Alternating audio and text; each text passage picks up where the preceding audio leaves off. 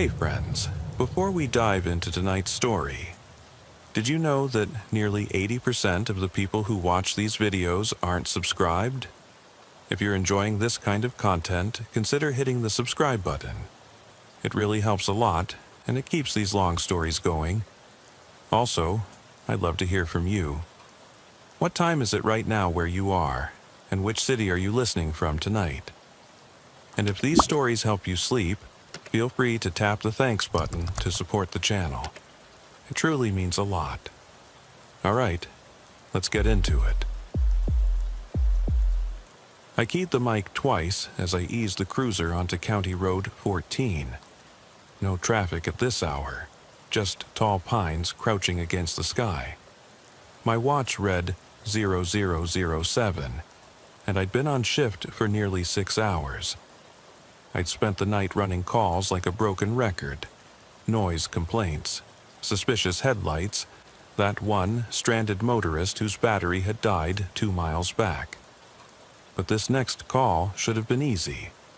Welfare check on an elderly man who hadn't picked up his medication in 3 days, lived alone in a clapboard house nobody saw anymore. I turned off the main road onto the narrow gravel drive. My headlights flared in the clearing, illuminating the peeling white paint and the single narrow window glowing inside. I killed the lights, leaving only the cruiser's amber beacon spinning lazily in the dark. I stepped out, boots crunching, and the click of the door felt louder than I expected. The air was crisp, late October chill but not frigid, and smelled of old leaves and pine resin. I thumbed off my radio too, but even in the quiet I could swear I heard distant buzz of cicadas, humming like static. I approached the front door, deep breaths puffing in my little breath. I knocked once, then twice, solid taps that echoed against the wooden siding. The door swung open before I could knock again, and I froze in the doorway. Inside, the hall light was dim, swinging on a loose chain, casting the floral wallpaper into a strobe of shadow and sickly yellow. I could see the old man's crooked cane by the sofa, and his favorite cap perched on the armrest. No one called back, no footsteps, no shuffle, just that slow sway of light. "Mr. Talbot?" I said, my voice quieter than I intended. "Deputy Rogers, Pinewood County, you okay in there?" My radio crackled to life. Dispatch checking status, but I didn't answer. Something in the house felt off, like I'd stepped into the gap between heartbeat and breath.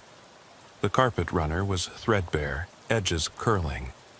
I walked forward, holstering my taser and drawing my flashlight. The beam danced over framed family photos. A smiling woman in a nurse's uniform, a boy with his first bicycle, a high school graduation snapshot. All the Talbots, except one frame, knocked askew, its glass cracked. I knelt to write it. Inside was that man, younger, alongside a woman and 2 girls. The image was happy, but the crack sliced her face in 2. I shivered. A soft thump came from the bedroom down the hall. I radioed 1029, possible person inside. Looking into it now. They acknowledged. I edged toward the room. Every step felt ancient wood groaning underfoot. My flashlight beam latched onto a rocking chair by the bedroom door. Empty, but rocking. Wood slats creaking in welcome or warning. I swallowed. "Mr. Talbot?" My tone bounced back at me. I stepped inside. The bedroom light bulb hung loose, swinging like a pendulum. The bed was made, but the blankets looked like someone had been dragged out. Against the far wall, a wardrobe door stood ajar. I trained my light there, dark inside except for a pair of shoes that didn't belong. High-heeled, slender, dusty. I crouched. They were wet, or had been, droplets of something dark crusted on the toes. I swallowed again, mouth dry. Then I heard it. A slow, deliberate exhale from the wardrobe. I froze. "Show yourself," I whispered, hand on my gun. The The rocking chair stopped mid-swing. The air shifted, colder, so sudden that my breath left a misty plume. I keyed my mic again, but my voice trembled. 10:33. Officer needs assistance at Talbot residence. No reply. Static. I tried again. Still static. I edged forward, heart hammering. The wardrobe door creaked in protest as I pushed. Inside, nothing but hanging coats and boxes of old newspapers.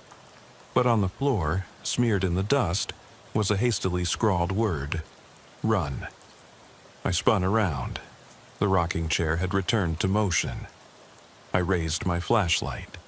The window at the opposite end of the room was open, curtains billowing in the night breeze. Something outside shifted.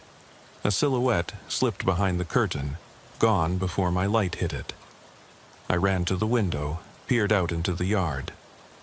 My breathing came hard. No footprints on the soft grass, no sign of Mr. Talbot, no intruder. Just the edge of the woods rustling, silent fields stretching under the moon. The sense of wrongness weighed like a stone in my gut. When I turned back into the room, I nearly stumbled over the cane. That cane. When I'd entered, it had leaned against the sofa. Now, it lay by the window, tip smeared with the same dark crust from the shoes. My radio snapped alive, and a voice cut through. "Deputy Rogers, you there?" Relief and dread crashed together. "I'm here," I croaked, stepping back from the window. "I need backup and EMS to 452 County Road 14. Possible assault. Victim unaccounted." They sent me the ETA. I retreated to the hall, eyes darting to each flicker of shadow. The house felt smaller. Its walls, breathing in unison with my pulse. I passed the cracked photograph on the wall and caught a movement in the frame. Tiny, almost invisible. I froze, trained my light on it. Nothing. But then I realized the smiling nurse in the photo was wearing a ring on her left hand, an heirloom band Mr. Talbot always showed off. Yet, in the old lady's obituary clipping on the fridge, she'd died decades ago. My chest tightened. I reached the living room and saw, for the first time, the outline on the TV screen, static dancing like snow. Within the static, I thought I saw a face, a fleeting glimpse of a woman's eyes behind the noisy white. I blinked, and it was gone. My radio crackled with urgency, lights flashing from the patrol cars coming down the drive. I stepped onto the porch, squinting into the dark. As the cruisers pulled up, the beams washed over the yard. In that sudden flood of light, I saw it. Etched into the dirt just beyond the door, footprints. Bare footprints, too small to be mine, leading away from the house toward the woods. They vanished at the tree line. And in that moment, boots on the porch, patrol lights throbbing, I realized the horror wasn't inside the house or in the empty shoes. It was the knowledge that someone or something had watched me discover those clues, had guided me through this charade. And they were still out there, waiting in the dark beyond that door, just out of sight. I didn't know what I would find when I followed those prints into the forest. What I did know was that, from this night on, the woods wouldn't feel empty ever again. I stepped off the porch and into the chill night air, squad car lights collapsing behind me into pale blue and red pools on the asphalt. My breath clouded before my face, and every hair on my neck prickled as I studied the bare footprints leading into the shadowed tree line. Backup had arrived, 2 cruisers idling, their engines purring, yet I felt strangely alone, as though an invisible presence had tucked itself just beyond the beams of my flashlight. I called into the radio one more time, voice low. "Rogers to dispatch. I'm following tracks into the woods. Request K9 and additional units to establish perimeter." No sooner had I keyed off than I heard footsteps on the porch behind me. Deputy Torres, arriving to support me. Her beam cut through the dark. She angled it at the footprints and nodded once. "You sure you want to go?" I gave her a curt nod. "He, whatever he is, led me here. I need to know who." She clicked her gloves into place and followed beside me as I stepped beyond the edge of the yard. The forest greeted us with the snap of twigs and the distant whisper of wind through pines. My flashlight's cone illuminated rotting leaves, tangled vines, and low-hanging branches. Every now and then, I spotted another footprint, bare sole impressions in the soft earth, irregular in spacing, as though whoever wore them had been limping, dragging one foot slightly. I kept my hand on my taser. Partner's service pistol clipped at my hip. "Stay close," I muttered. Torres flashed her light upward, catching the tremor of moonlight on black branches. "Feels like something's watching," she said, voice hushed. I swallowed and forced my focus ahead. I'd done enough night patrols in wooded areas, welfare checks and runaway teens, but this felt different. Clinical, predatory. The air was unnaturally still, like the forest itself had gone silent to watch. The footpath grew narrower, and the tracks led us deeper between trunks that leaned like silent sentinels. I glanced at my radio. No static, just silence. I keyed it again, but there was only dead air. My heartbeat thudded in my ears. Then, up ahead, the beam caught something unexpected. A scrap of red fabric snagged on a bramble, torn and frayed. I edged forward, crouched, and studied it. It matched the bloody smear on the cane and the dark crust on the heels, fresh, moist. I pressed it between my gloved fingers. It smelled metallic. Blood. "Someone's hurt?" I whispered, then flashed Torres a worried look. She exhaled sharply. "Brace yourself." We advanced, boots crunching bone-dry sticks. The tracks curved around an ancient oak whose side was scarred by lightning long ago. The bark gaped like a wound. Just beyond it, we spotted more footprints, this time deeper, as though someone had knelt or fallen. The indentations formed a semicircle around a patch of bare earth. I swept the light across and froze. In the center lay a single, worn shoe, a battered leather loafer, size 10, too large to match the woman's heel left in the wardrobe, and yet too small for mine. It lay heel down, toe pointing at us like an accusing finger. The inside was stained dark. I crouched and scanned the ground around it. Red droplets dotted the perimeter, forming a trail away from the oak toward a shallow depression. My gut nodded. "Damn," I breathed. Torres shone her light over my shoulder. "We need K9. I stood and called into the night. "K9 unit, 1452, near the old oak." My tone was urgent, but I barely heard my own words. Every rational thought raced to keep pace with my fear. Run back to the road, get everyone here, cordon off the woods. But curiosity, duty, something pushed me forward. We continued, and the trees closed around us. The darkness seemed to thicken, pressing in. My beam flickered as I navigated tangled roots. Then I saw it. Ahead, where the forest floor dipped into a hollow, and a natural rectangle of disturbed earth. Like someone had dug a shallow pit and refilled it poorly, soil loose, edges crumbling. I approached the edge and spotted a handle embedded in the dirt, a rusted metal loop. My heart lurched. It was a trap door. I could see its rectangular outline. I bent down and traced the grooves with my finger. Mud caked on the hinges, scratch marks. "Jesus," Torres said beside me. I glanced at her, mouth dry. "Open it." Her jaw tightened. "You sure?" I nodded. "Now." She grabbed a loop and lifted. The lid groaned, hinging on rusted iron. When it cracked open, cold damp air gushed out, carrying a scent of mildew and decay. I holstered my taser and switched to my gun light. poking the beam into the black hole. The beam caught rough wood walls and a narrow ladder descending into the earth. Below, the air was darker, thicker. I tapped Torres on the shoulder. She nodded and handed me a set of climbing gloves she carried for rescue operations. I winced as I slipped my hands into them, then reached down and gripped the ladder. It was slick with mold, but sturdy. I muttered, "Cover me." Torres trained her light on my back as I edged down rung by rung. Each step echoed, metal clanging against metal.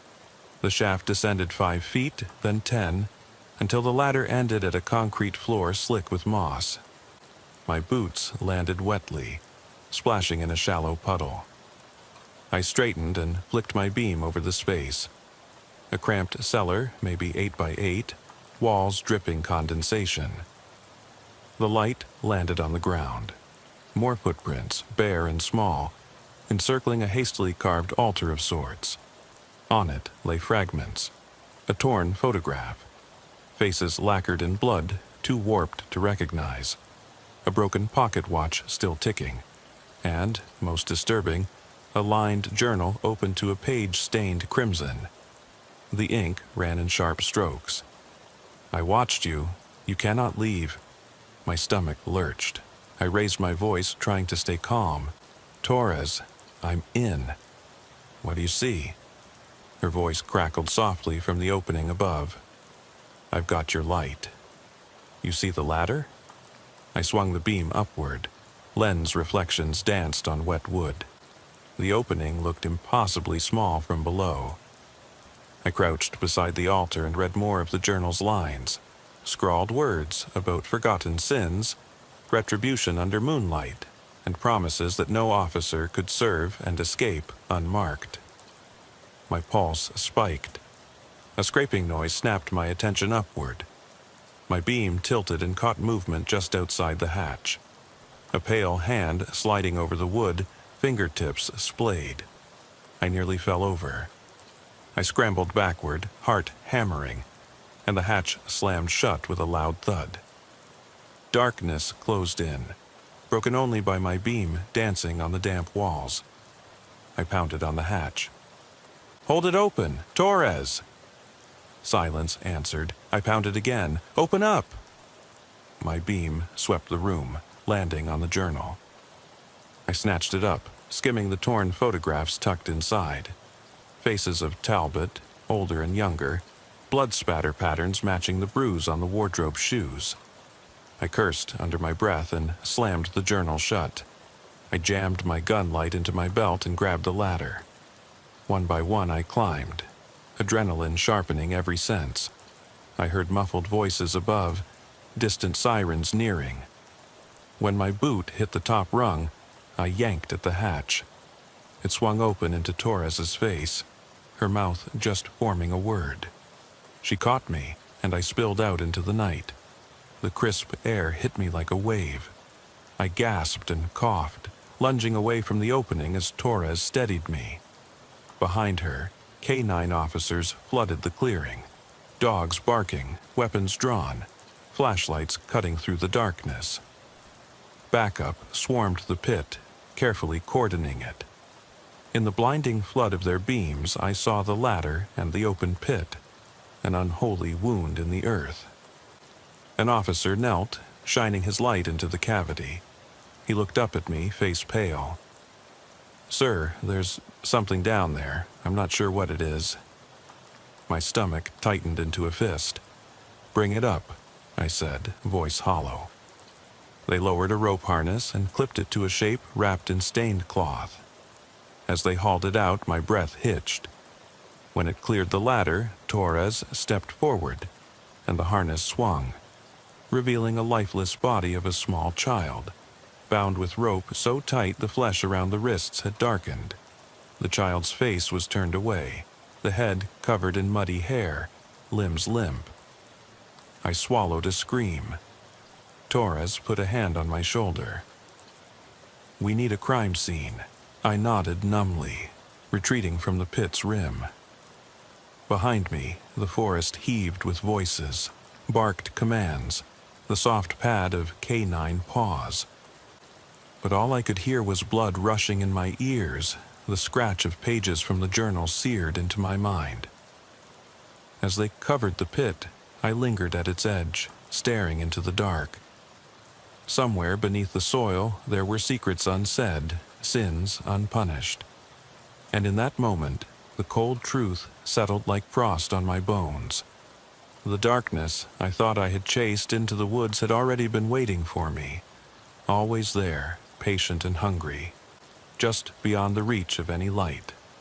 I lingered at the edge of that pit long after they'd closed it back up, concrete and earth tumbling to conceal whatever lay beneath, like bearing a wound that refuses to heal.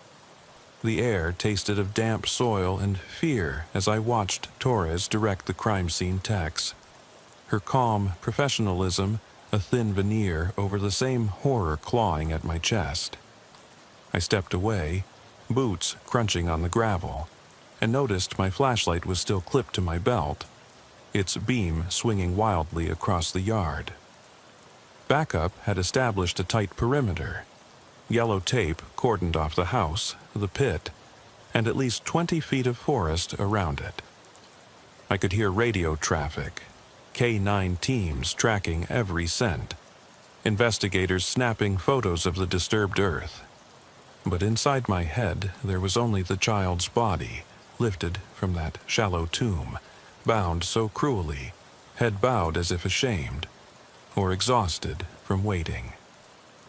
I walked back toward the house, passing the crackling neon glow of the motel sign half buried under pine needles.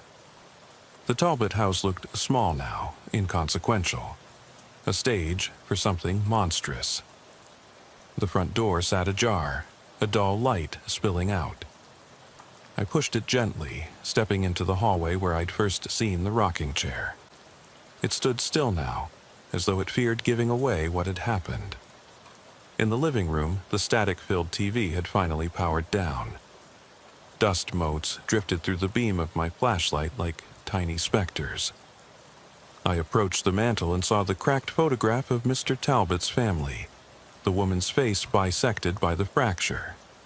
I ran a gloved fingertip along the crack, feeling its jagged edge. For a moment, I imagined the missing faces, who they'd been, what they'd meant to him, and how the rip in the glass might mirror the rip in his life. I heard Torres behind me. She cleared her throat. Rogers. I turned. Her eyes were rimmed red. She looked uncharacteristically shaken. You okay? I nodded, though my voice felt trapped. Just tired. Me too, she admitted. You want to sit? She gestured at the couch. We both sank into the worn cushions, boots thumping against the wood floor. Silence wrapped around us like a shroud, broken only by distant voices. I took out the journal I'd snatched from the cellar. Its blood-stained pages crinkled under my fingers. The threat, I watched you. You cannot leave. Still scrawled in hurried ink, I opened to a fresh page where new writing appeared, neat, deliberate. He will come where death sleeps. A chill crept up my spine. I closed the book. We need to find Mr. Talbot, I said. He's missing. Torres bit her lip. His car's still in the driveway. We both knew that didn't mean he was inside. My gut churned. I remembered the cane, the shoes, and how the footprints had led me here, as if someone, or something, had played a cruel game of cat and mouse. I stood. Help me search the rooms. We rose and moved methodically, flashlight beams crisscrossing. The kitchen was undisturbed, dishes in the sink, a kettle on the stove, a sticky note reminding Mr. Talbot to take his pills. I dared not touch it. Upstairs, 2 bedrooms and a small bathroom held nothing but rumpled sheets and empty pill bottles. No sign of an elderly man or the intruder, only the echo of emptiness.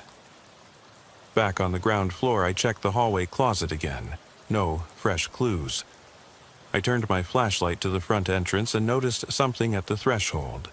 A smear of dark red, smeared into the wood like someone had dragged something heavy over it. I knelt to inspect and realized it was not blood, but something darker, tar-like, viscous, oddly glossy in the light. I flicked my finger through it, sticky, cold. I turned it over and saw a glint in the grain, a tiny metallic shard embedded in the smear. I pried it free, a fragment of a dog tag, engraved with a name and service number I'd never seen before. My pulse spiked.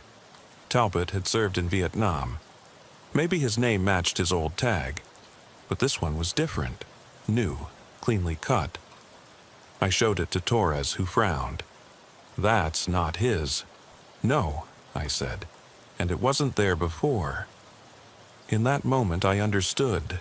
Someone had planted it, left it as a calling card, or worse, a lure. My radio chirped. The detective on scene was on the line. I stepped outside and flipped it open. Rogers. "Sir, we found the old septic tank down by the creek, the one that was decommissioned decades ago," the detective said. "Looks like the ground's been moved." I cursed under my breath. I'm on my way. I downed a sip of lukewarm coffee from an abandoned styrofoam cup on the porch railing. The taste was bitter, like every lie I'd told myself about these jobs being safe. I pocketed the journal and led Torres across the yard, K9 units converging on the creek bed where the earth sloped toward murky water. The night sky reflected in the water's oily surface, and the dogs strained at their leashes, nostrils quivering. Detectives knelt at the bank, flashlights illuminating fresh soil pushed to the side.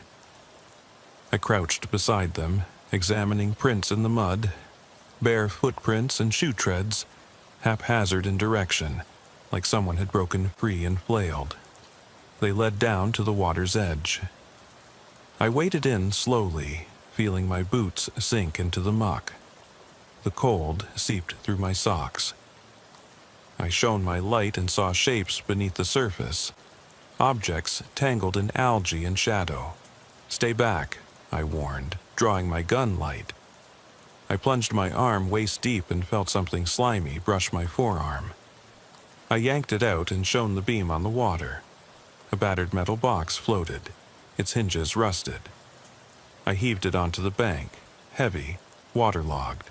Torres knelt to help, and together we pried it open. Inside lay a collection of silverware, forks, spoons, knives, family heirlooms, tarnished and bent.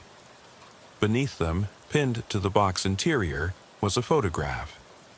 Mr. Talbot in uniform, standing tall in front of a military tent. But somebody had scratched the photo's surface, carving shapes that looked like runes or symbols, incomprehensible. At the bottom, in faint ink, 2 words, "Come home." My chest tightened. Why had someone taken his things, hidden them here, and then given them back with that message? The creek's gentle current burbled, as though mocking my questions. I snapped the photo with my phone for evidence and closed the box. Behind us, the K9 team signaled. The dog had picked up a scent heading upstream. I followed as the dog led us along the bank, wading through shallows until we reached a fallen log. There, beneath its mossy weight, we found fresh crawlspace dirt piled over a rusted hatch. The dog growled and scratched at the soil. I knelt, my gloved hands digging, uncovering the rusted outline of another trapdoor. Torres joined me, flashlight in hand. "Here we go again," she whispered. We exchanged a look, both haunted, both determined. I pried the hatch open this time. The rotten wood gave way to reveal a yawning shaft, deeper than the last, old concrete walls slick with slimy moss. I shone my light down and felt bile rise. Something moved at the bottom. A dark figure, hunched, unmoving. "Geez," Torres breathed. I climbed down, each rung slippery. until my boots hit solid ground. The flashlight beam landed on an altar, similar to the one in the cellar but larger. Stacks of family photographs, shattered picture frames, rusted military medals, and more journals, their pages smeared with a substance that looked disturbingly like my own blood. In the center lay a tattered uniform shirt, name tag torn off, sleeves folded like arms cradling an invisible burden. My stomach rolled. I moved closer, shining my light on the hunched figure. Its head lolled forward. Too still. My beam caught pale skin stretched tight over bone, a face sunken into deathly sleep. I swallowed and realized it was Mr. Talbot, bound and gagged, eyes glassy. I dropped to my knees, heart pounding. His chest was motionless. No pulse. I fumbled for my radio. "Medic!" I yelled, voice raw. Above, I heard Torres's voice calling down, urgent, K9 barking. Every second stretched. I knelt beside his body, feeling the emptiness press in from all sides.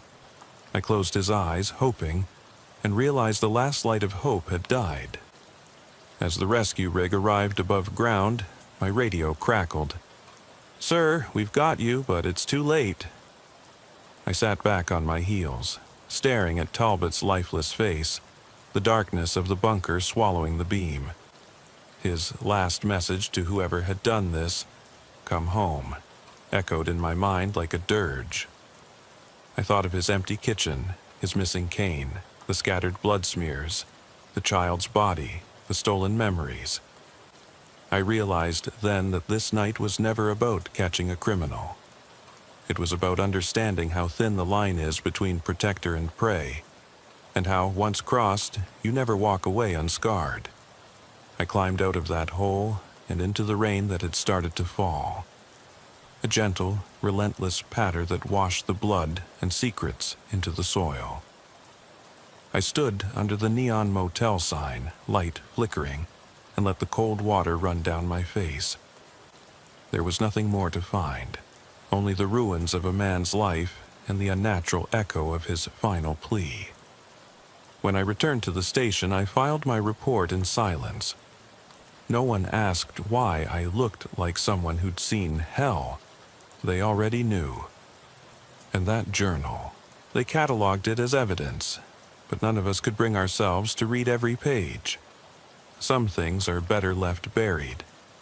That morning, as dawn crept over Pinewood County, I sat alone in the dark office, hands wrapped around a lukewarm coffee. My reflection stared back from the window, haggard, haunted. I reached out and touched the glass, remembering the message scrawled in the cellar. "You cannot leave," I whispered to myself, voice cracking. I tried to save him. I tried to stop this. And in that quiet moment, I understood that the darkest shift of my career wasn't the night I discovered a body in a pit or found the child beneath the Talbot home.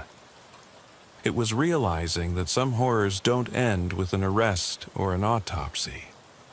They follow you home, crawl into your breaths, and whisper in the spaces where you thought you were safe. I'll never unsee what I saw that night. And every time I close my eyes, I still see Mr. Talbot's uniform and the child's empty stare. Reminders that in our line of work, the monsters we chase sometimes live in the shadows we carry with us. I ducked under the yellow tape and slipped back into the hollow shell of that little white house, Torres close behind me. The early morning light was already creeping in behind the storm clouds, turning the night's horrors into a pale, washed-out tableau of peeling paint and dusty linoleum. We moved slowly, deliberately, checking every room as though the walls themselves might be hiding secrets. In the kitchen, the kettle had cooled to lukewarm. The sticky note still clung to the fridge door. "Don't forget pills," in Mr. Talbot's neat handwriting. I stared at it, wondering if he'd written that just hours before becoming a victim of something so twisted I could barely believe it. Torres stood at the threshold, eyes on me, unspoken question in her posture. I shook my head and lifted the note with gloved fingers, gingerly placing it into an evidence bag. Upstairs, the bedrooms were silent and empty, beds unmade, pill bottles scattered. In the smaller bedroom, the one we hadn't searched earlier, I found a child's drawing pinned to the wall with a crooked tack. Stick figures under a big yellow sun, smiles fixed across their faces. One figure, in crayon red, had a slash across its chest and no face. I took a shaky breath, tore the drawing off, and bagged it. Torres moved to the window and peered out at the gray dawn, silent. Downstairs again, I realized I'd left my belt flashlight by the pit's edge. I retrieved it, unused in the chaos above, and turned it on. The beam caught an envelope beneath the coffee table. It was yellowed and old, an envelope stamped property of H. Talbot, 1973. The seal was broken. Inside was a single Polaroid, edges curled and frayed. I lifted it, shining the light for Torres. A grainy image of a younger Mr. Talbot standing beside a woman in a World War II nurse's uniform. Another girl clutching her hand. On the back, scrawled in pencil, "Never forget what we hid." My blood ran cold. I slipped the photo into evidence and sat heavily on the couch. Torres handed me a coffee someone had set down earlier. I sipped gratefully, the warmth burning down toward my belly. "Rogers," she said softly, "we need to call family." I nodded, pulling out my phone. "I'll get Talbot's daughter on the line." I dialed the number from dispatch notes. It rang twice, then a small, weary voice answered. "Hello? Miss Talbot, this is Deputy Rogers." My words felt unnatural, formal. "I'm sorry to call so early, but..." I paused, struggling. "Your father's been found." "Oh, God." Her voice cracked, and I heard a stifled sob. "Where is he?" I explained. "Bunkered pit down by the creek. Body recovered this morning." I waited in uncomfortable silence, then added, "I'm so sorry." She didn't respond for a long moment, then whispered, "I'll be there as soon as I can." After I hung up, the street outside was quiet except for the soft patter of rain beginning to fall. I peered through the window at the dark woods beyond.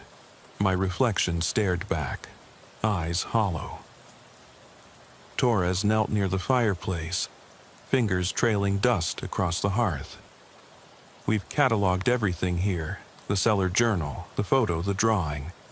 Either there's a history we don't understand, or someone planned this for decades." I pressed my palms against my eyes, willing away the images of that blood-slick pit and the child's body.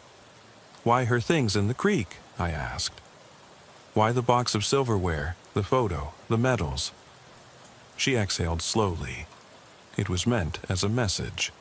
He, whoever orchestrated this, wanted Talbot to retrace his past, to unbury those memories. And when he did, he found darkness instead of closure. I rubbed my face, thinking of the service tags, not Talbot's, but someone else's. A fragment of another life, forced into this tableau. It was psychotic, methodical, and personal. We stepped outside into the drizzle, the yellow tape flapping softly. Detectives clustered it, the edge of the creek, filling out reports. K9 units were packing up, dogs nosing into the underbrush one last time. I caught sight of Officer Delgado's cruiser. He stood beside it, arms crossed, watching us. I nodded at him. He gave a respectful tilt of his head. As we walked down the drive, I felt the damp air cling to my jacket, heavy with the scent of mud and rot. Torres fell into step beside me. "You okay?" I shrugged, voice low. "Nothing feels okay." My mind drifted to the child, bound and hidden, to Mr. Talbot's final hours, to the whispers in the cellar echoing through my skull. She glanced at me. "You should take some time off." I forced a laugh that felt hollow. "You heard the captain. They want answers, and I haven't even scratched the surface." She looked at the tree line. "Then, let's do our jobs, find out who did this." I stopped and faced her. "You really think we'll catch him?" Her eyes were steady. "Yes." The rain picked up, tapping a steady rhythm on the cruiser roofs. We'd gathered most of the evidence, but the puzzle was far from complete. There were loose ends, the other service tag, the target on Talbot's uniform, the unknown symbols carved into the photo. And then there was the question in my gut: why the child? We reached the cruisers and climbed in. I keyed on the dash mic. "Dispatch, Rogers and Torres en route to station with evidence. Let's get forensics on those pages ASAP." The radio crackled acknowledgement. Inside the car, I looked over at Torres. "Drive, I need to think." She glanced at the map on the GPS. "We can start by checking Talbot's service records, find that second tag." I nodded, letting the engine idle. The world outside was blurry through rain-streaked windows. The thought of the office felt surreal. A sterile environment compared to these haunted woods. Suddenly, my phone buzzed in my pocket. I fished it out. A text from the medical examiner, 2 words and a date stamp: "Journal blood, not Talbot." My breath caught. I looked at Torres. The blood in the journal? Her face paled. Could be ours, could be the victim's, or... I swallowed hard. It could be his. The car sat silent, engine idling, minds racing. Somewhere in Pinewood County, a killer still watched, knowing we'd uncovered part of the plan, but not the whole. We had hours of data, photos, fragments of a life rewritten by someone else, and every clue felt like a thread leading deeper into darkness. I closed my eyes for a moment, taking in the scent of vinyl and rain. In the rearview mirror, I caught my reflection. Lines had appeared around my eyes overnight, 10 years on the force, and just this week had aged me more than any high-speed chase or shootout ever could. I whispered, almost to myself, "Come home." And I realized that the plea wasn't just for Mr. Talbot. It was for me, too, to return from the edge of whatever madness this case demanded. But as the rain obscured the road ahead, I knew that once you plunge into this level of evil, coming home isn't an option. You survive it, or it becomes part of you forever. We pulled away from the Talbot house, headlights carving arcs into the gray morning. The chill seeped in, but I didn't feel it. My focus was fixed on the road and the unanswered questions waiting at the station. Somewhere in the stacks of records and lab reports lay the key to this nightmare, and I was determined to find it, because if I didn't, the darkness would keep calling my name until I answered. I sat in the driver's seat of my patrol cruiser, the engine ticking as it cooled, rain pattering against the windshield.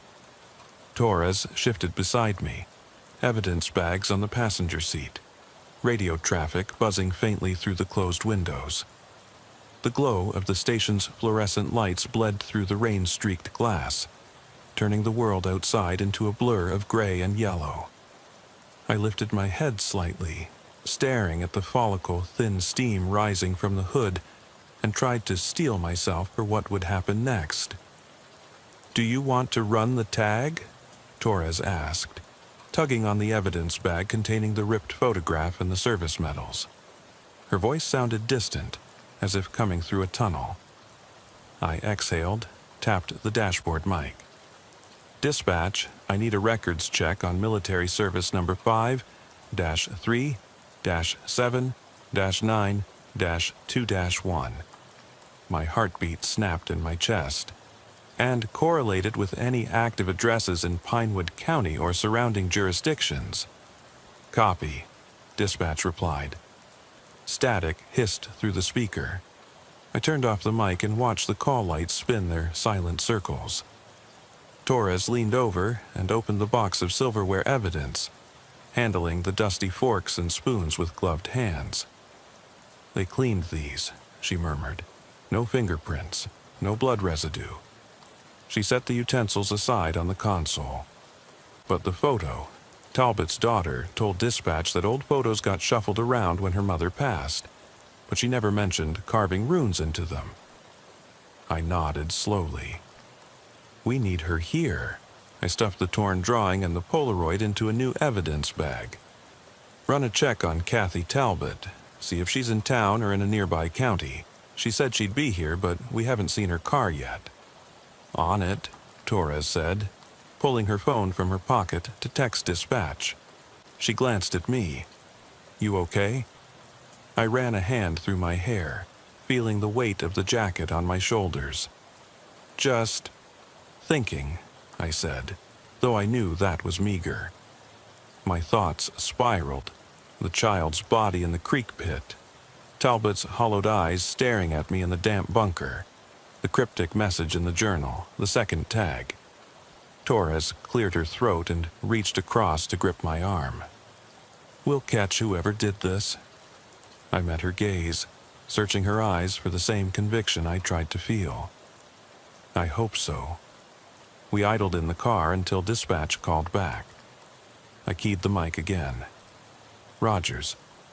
Service number 537921 is registered to Private First Class Henry J. Madigan, discharged in 1972. He died in 1988, burial at Pinewood National Cemetery. No recent addresses. His daughter, Linda Madigan, resides 2 counties over. The voice paused, then added, Talbot's daughter is en route, estimated 15 minutes. I exhaled. Thank you, dispatch. I sat back, blinking as the windshield wipers swept away the rain. The revelation that the tag belonged to a man dead decades ago twisted the case further. Someone had planted that dog tag deliberately, knowing it would lead us to a second, unconnected family. Torres hovered her hand over the mic. Shall I get Linda Madigan's number? I nodded. Yes, and contact the cemetery office. We need to know if there were any disturbances around his grave. Any recent visits. She tapped her phone. On it. I closed my eyes for a moment, breathing in the scent of wet vinyl and coffee from my travel mug, a crumpled paper cup someone had left in the back seat. My reflection stared back, hollow-eyed, unshaven, a uniform embroidered with the county badge. I reminded myself I still had a job to do. Lights flashed behind me, and I turned to see a dark SUV pull into the lot, headlights off. It coasted to a stop beside my cruiser. Suddenly, the headlights came on, blinding in the rearview mirror. The SUV's engine cut, and I realized I recognized the silhouette behind the wheel. Captain Chen's tall frame, trench coat collar turned up. I killed the engine and stepped out as he approached. Torres stowed her evidence bags and followed. The rain had slowed to a drizzle. The captain's face was grim, his usual confidence replaced by tension I'd never seen in him before. Detective Rogers, he said, voice low. I wanted to see things firsthand. He nodded at Torres. And you're Deputy Torres? She inclined her head. Sir. He motioned for us to follow inside. The station's front door slid open with a hiss. We stepped into the lobby, the odor of disinfectant and stale coffee thick in the air. The night clerk glanced up, then back to his paperwork. In the records unit down the hall, the lights were bright and every surface covered in files. Linda Madigan's service record lay open on a desk, next to a list of cemetery visits. I flicked on my flashlight, scanning the discharges and burial logs. Madigan's file showed honorable discharge, Purple Heart, then an address in town until 1985. No records of any recent visits to his gravesite, but security logs noted 3 odd entries. November 2019, April 2020, and July 2024. Late-night visits by an unverified vehicle. I pointed at the log. Those timestamps, 2:17 a.m. shows up again. The last visit was July 12, 2024, 2:17 a.m. Chen frowned. the same time the mirror vibrated in room 7 at 2:17 a.m. Torres exhaled. "Sir, that can't be a coincidence." The captain's jaw clenched. "Let's not dismiss it. We've got pattern here." I laid the journal on the desk, careful to keep the pages together. The phrase, "He will come where death sleeps," stared back. "Sir, I believe whoever set this up is linking these events, Talbot's death, the child in the pit, Madigan's grave, and room 7, through this symbol and timestamp." Chen ran a hand through his gray hair.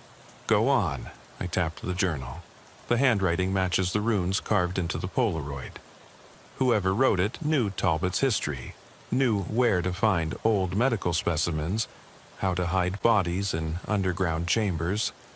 Now they've dragged us through cemetery logs and silverware the family left behind. They want us to see the sins of the past and of the institution. He nodded slowly. "I'll authorize a full cold case review of Madigan's death and Talbot's service record. And we need to get forensics on that blood in the journal." Torres added, "And family interviews. We need to talk to Linda Madigan. Her reaction, her recollection of any strange visitors, and Kathy Talbot as soon as she arrives." Chen stood and surveyed us. "This is bigger than a single murder or assault. This is someone orchestrating a ritual, tying these men's histories into something perverse. We're going to need state resources. I'll call in the SBI, State Bureau of Investigation." His words settled over us like a verdict. I felt a weight lift. It wasn't just on us now, but fear crept in too. With more agencies involved, the case would expand, but so would the potential for missteps. The captain turned to leave, then paused. "Rogers, stay sharp. Whoever is doing this will likely target another shift tonight. Keep your eyes open." I nodded. "Yes, sir." He headed toward the stairs, leaving me with the journal glowing under the harsh overhead lights. Torres and I exchanged a glance. This was no longer a local murder case. It was a network of dark connections reaching back decades, and the killer had already shown he could hide bodies in basements and pits and graves. The next move was ours, but we had no idea where the board's pieces would land. Torres gathered her bag and slid the journal inside. "Let's get to work." I picked up the Polaroid and studied the carved symbols again. Sharp, angular lines intersecting in patterns I couldn't decipher. Behind them, the obscured face of a smiling woman, a nurse, haunted my vision. I felt the breath catch in my throat. As we left the records unit and headed back to the bullpen, the station's clock ticked closer to 4 a.m. The sky outside was reddening with dawn, a false promise of hope. I glanced back at the clock. 2:17 had come and gone, but I knew it would come around again. And when it did, the nightmares we'd glimpsed would only deepen. The fluorescent glare of the records unit faded behind us as we stepped onto the station's front porch, the sky a bruised purple of pre-dawn. I glanced at Torres, whose jaw was set tight against exhaustion. We had enough threads now: service records, cemetery logs, Talbot's daughter en route, Madigan's ghost tag, a buried child, and symbols that defied logic, but they formed a tapestry soaked in blood and old sins. Inside the cruiser, I aired the engine, and Torres slid the journal and evidence boxes into the trunk. The heater kicked on, fogging the windshield in lazy swirls. I watched the streetlights flicker as we pulled away, passing crews packing up at the Talbot house, the forest swallowed whole by the dim morning. My mind churned with images: blood-streaked walls, the child's empty stare, Mr. Talbot's uniform lying next to that altar. Dispatch crackled. "All units, clear the 1452 perimeter. Detectives returning to station." I switched the mic off. Torres tapped the console thoughtfully. "First thing when we get back, interview Kathy Talbot, then Linda Madigan, If we can't find the killer, perhaps the families hold clues. I nodded, pulling onto the main road. And forensics on that journal blood. If it's not Talbot's and not the child's, whose is it? She exhaled. Officer blood? Could be you or me. Did we accidentally smear it while handling evidence in the cellar? I grimaced. The thought made my skin crawl, that the journal might bear my own DNA, mingled with the killer's, marking me as a part of the ritual. But it also raised a darker possibility, that the killer had collected samples from each victim, Talbot, the child, Madigan, and combined them, a twisted collage of lives stolen. We crossed the railroad tracks and rolled to the station's side entrance. As we climbed out, the rain began again, soft patter on our uniforms. I opened the door to the bullpen, and the quiet hum of early shift greeted us. Detectives huddled over monitors, traffic logs blinking on screens, forensics techs poring over evidence under bright lamps. My desk waited, strewn with printouts, cemetery maps, service records, the image of the carved Polaroid. I sat and spread them out, Torres pulling up her chair beside me. "Let's map it," I said, grabbing a pen. I sketched Pinewood County's outline, marking the Talbot home, the hidden cellar, the creek pit, and Madigan's grave. I connected them with arrows. October 2005, room renovation. February 2006, room 7 anomalies. April 3rd, 2006, sealed chamber. July 2024, Madigan's grave disturbance. October 2012, Talbot attack. Now 2025, child and trapdoors. Torres traced the timeline with her finger. It's cyclical. Roughly every 8 to 10 years, something happens, and always at night. Always 2:17 a.m., which means someone is orchestrating these events according to a schedule. A sick anniversary. She tapped the Polaroid symbol. These runes, could they be a calendar, an occult cipher marking intervals? I nodded. We need a specialist, someone familiar with esoteric symbology. In that moment, Kathy Talbot stepped into the bullpen. Her face was ashen, her uniform swept back, hair pulled into a tight knot. She looked at us, then at the maps. "You said you found my father." Her voice was hollow. I stood. "Miss Talbot, thank you for coming. I'm Deputy Rogers, and this is Deputy Torres." We gestured to seats. "We're sorry for your loss." She took a shaky breath and sat. I just want to know why. Why my father? He was a good man." Torres opened her notebook. "We believe someone targeted your family deliberately, using your father's history and connections." Kathy flushed. I don't understand." She angled her gaze to the Polaroid. "Where did you get that?" I placed the photo on the table. "At the creek. It was in a box with your family's silverware." Her eyes widened as she reached for it, but I held back. "We need you to tell us about your family's past. Any history of cults, odd neighbors, secrets that might have been buried." She folded her hands. "My mother was a nurse at the county hospital in the 1970s. Dr. Felton was the pathologist. They worked together." She paused, as though unearthing a buried memory. "There were rumors, stuff about experiments, patients who died under mysterious circumstances." My heart thumped. "Felton, that's the name from the old morgue specimens." I glanced at Torres. She scribbled rapidly. Kathy swallowed. "My mother kept a journal, not a diary, but she wrote about odd things she saw. Jars of brain tissue, experiments with electricity. She tried to speak up, but they threatened her." Her voice trembled.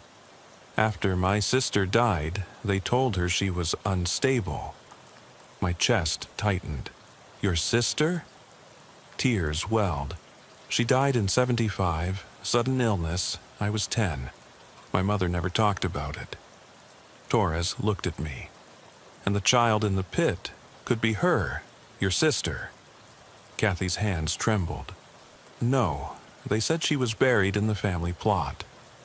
I exchanged a look with Torres. We found her body bound, dumped in that hole. The date matches, 45 years.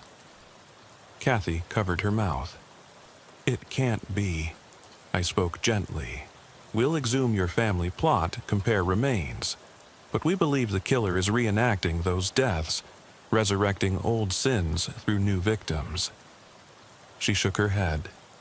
Why me? I closed my eyes for a moment. Because you sought the truth. You dug into your mother's past. You followed the breadcrumbs. Suddenly, the door slammed open. Detective Delgado burst in, face pale. Sir, you need to see this. He held up a tablet showing a grainy surveillance still.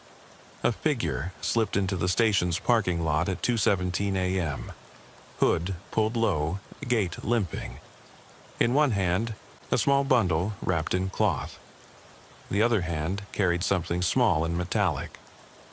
Torres frowned. That silhouette, limping, matches the footprints we tracked.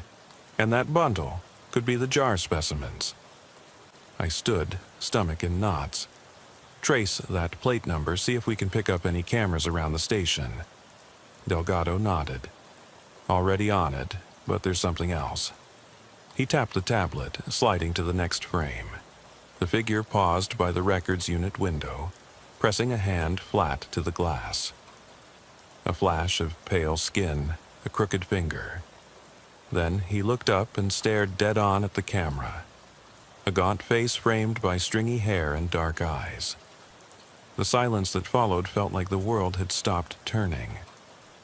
Kathy began to sob. This is the person responsible, I said, voice cracking. I gestured to the image. We need to get this to every unit, be on the lookout, and we have to move her to safety. Torres moved to Kathy. We'll take you to a safe location. We'll protect you. Kathy nodded, trembling. I grabbed my radio.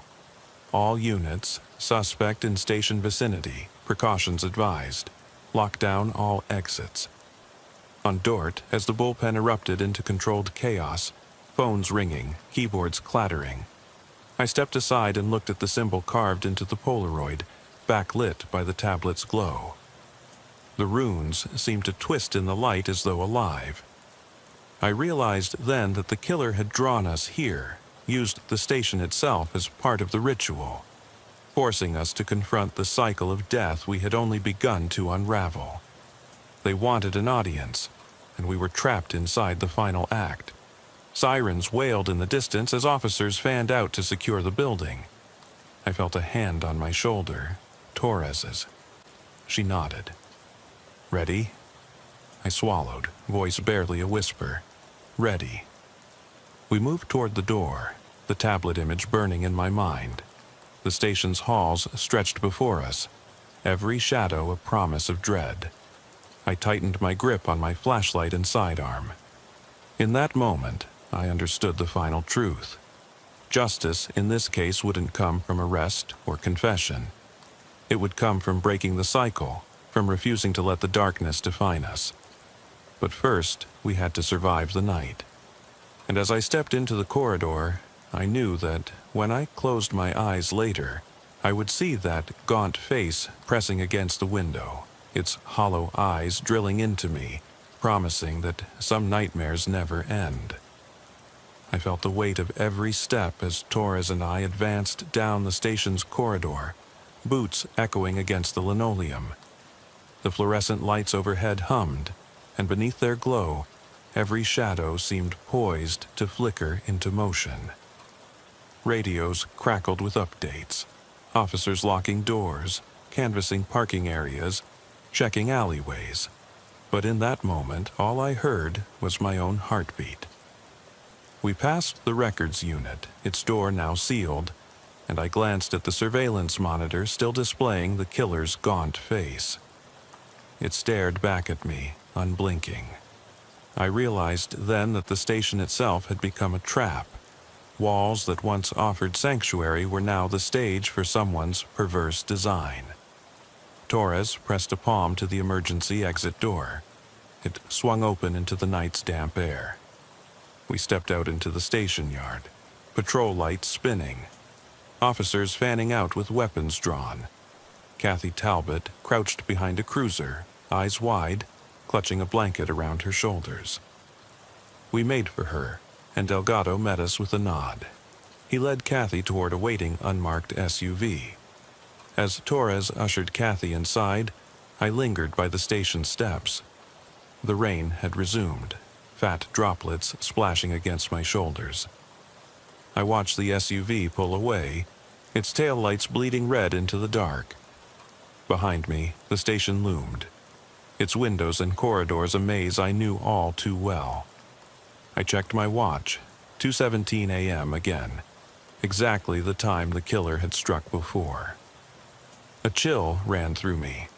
I thought of Mr. Talbot's final plea, "Come home," and of the child buried in that pit. I thought of Madigan's empty grave and the sealed horrors of Room 7. Someone had choreographed this dance of death across decades and dragged us here for the final act. A patrol sergeant approached, flashlight beam bobbing. "Detective Rogers?" he asked. I nodded. "Secure the station. No one in or out without escort, and check every camera in a 10-mile radius." He saluted and turned.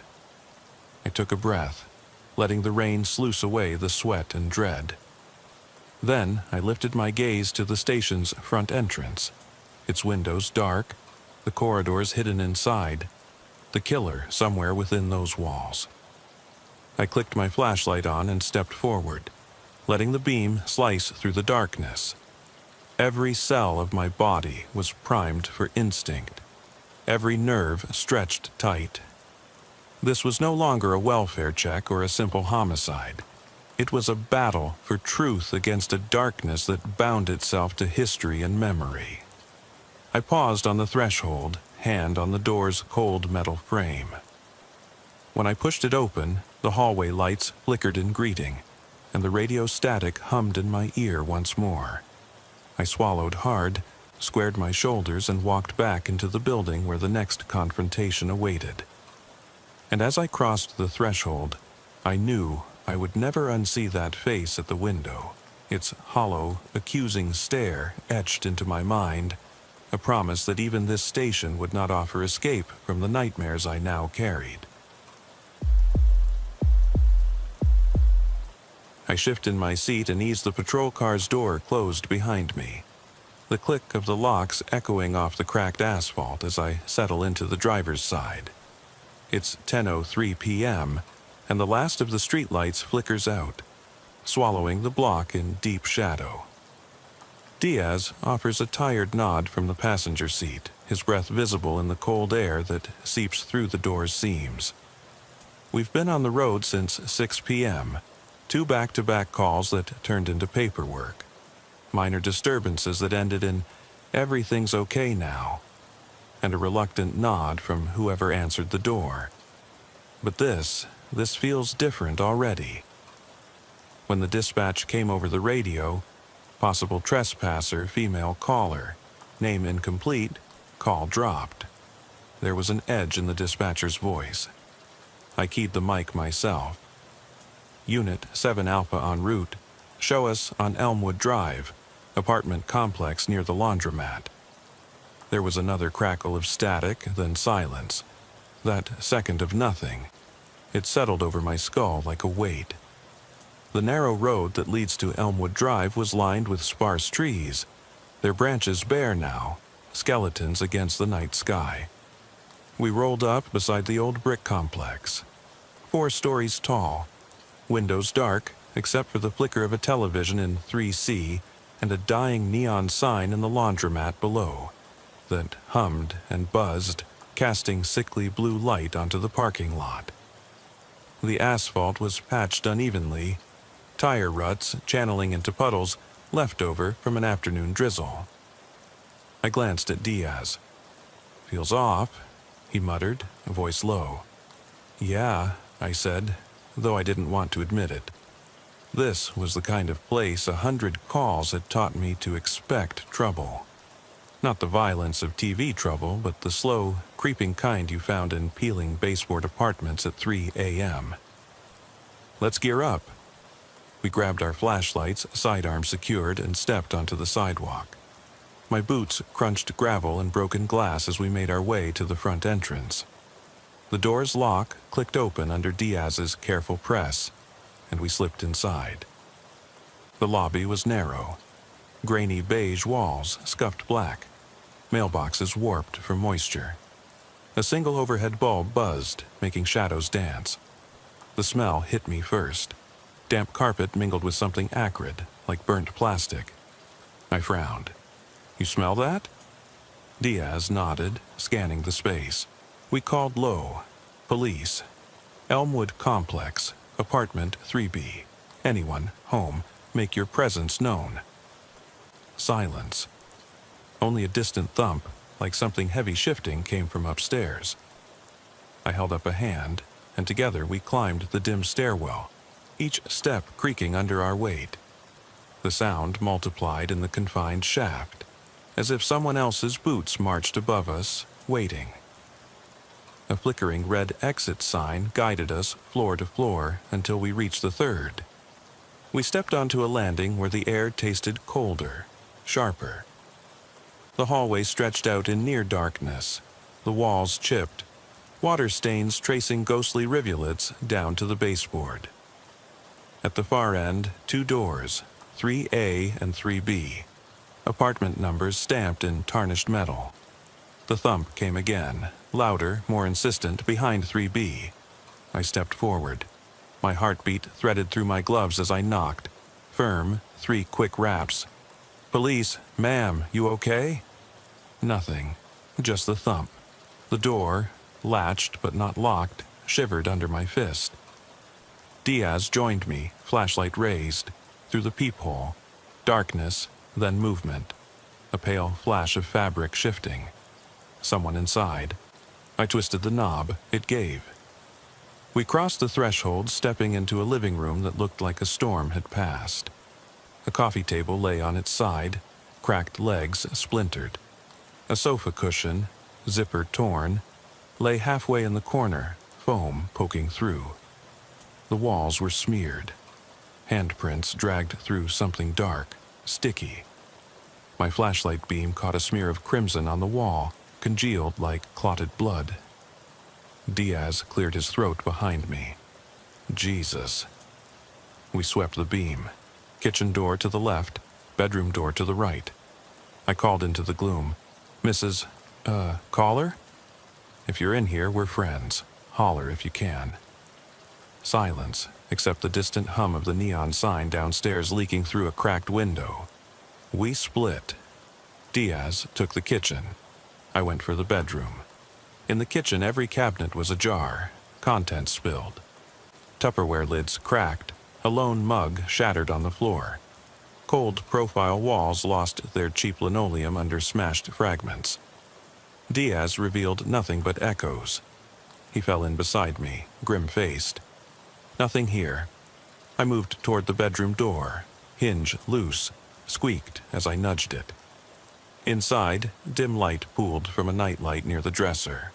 The bed was tossed, sheets tangled, comforter half on the floor. A photograph lay face down, frame broken. I pressed it upright, hands trembling. 2 women, smiling, palm trees behind them. The glass was spiderwebbed. Something shifted in the darkness beside the closet. My breath hitched. Diaz joined me. Both beams converged on the closet's yawning mouth.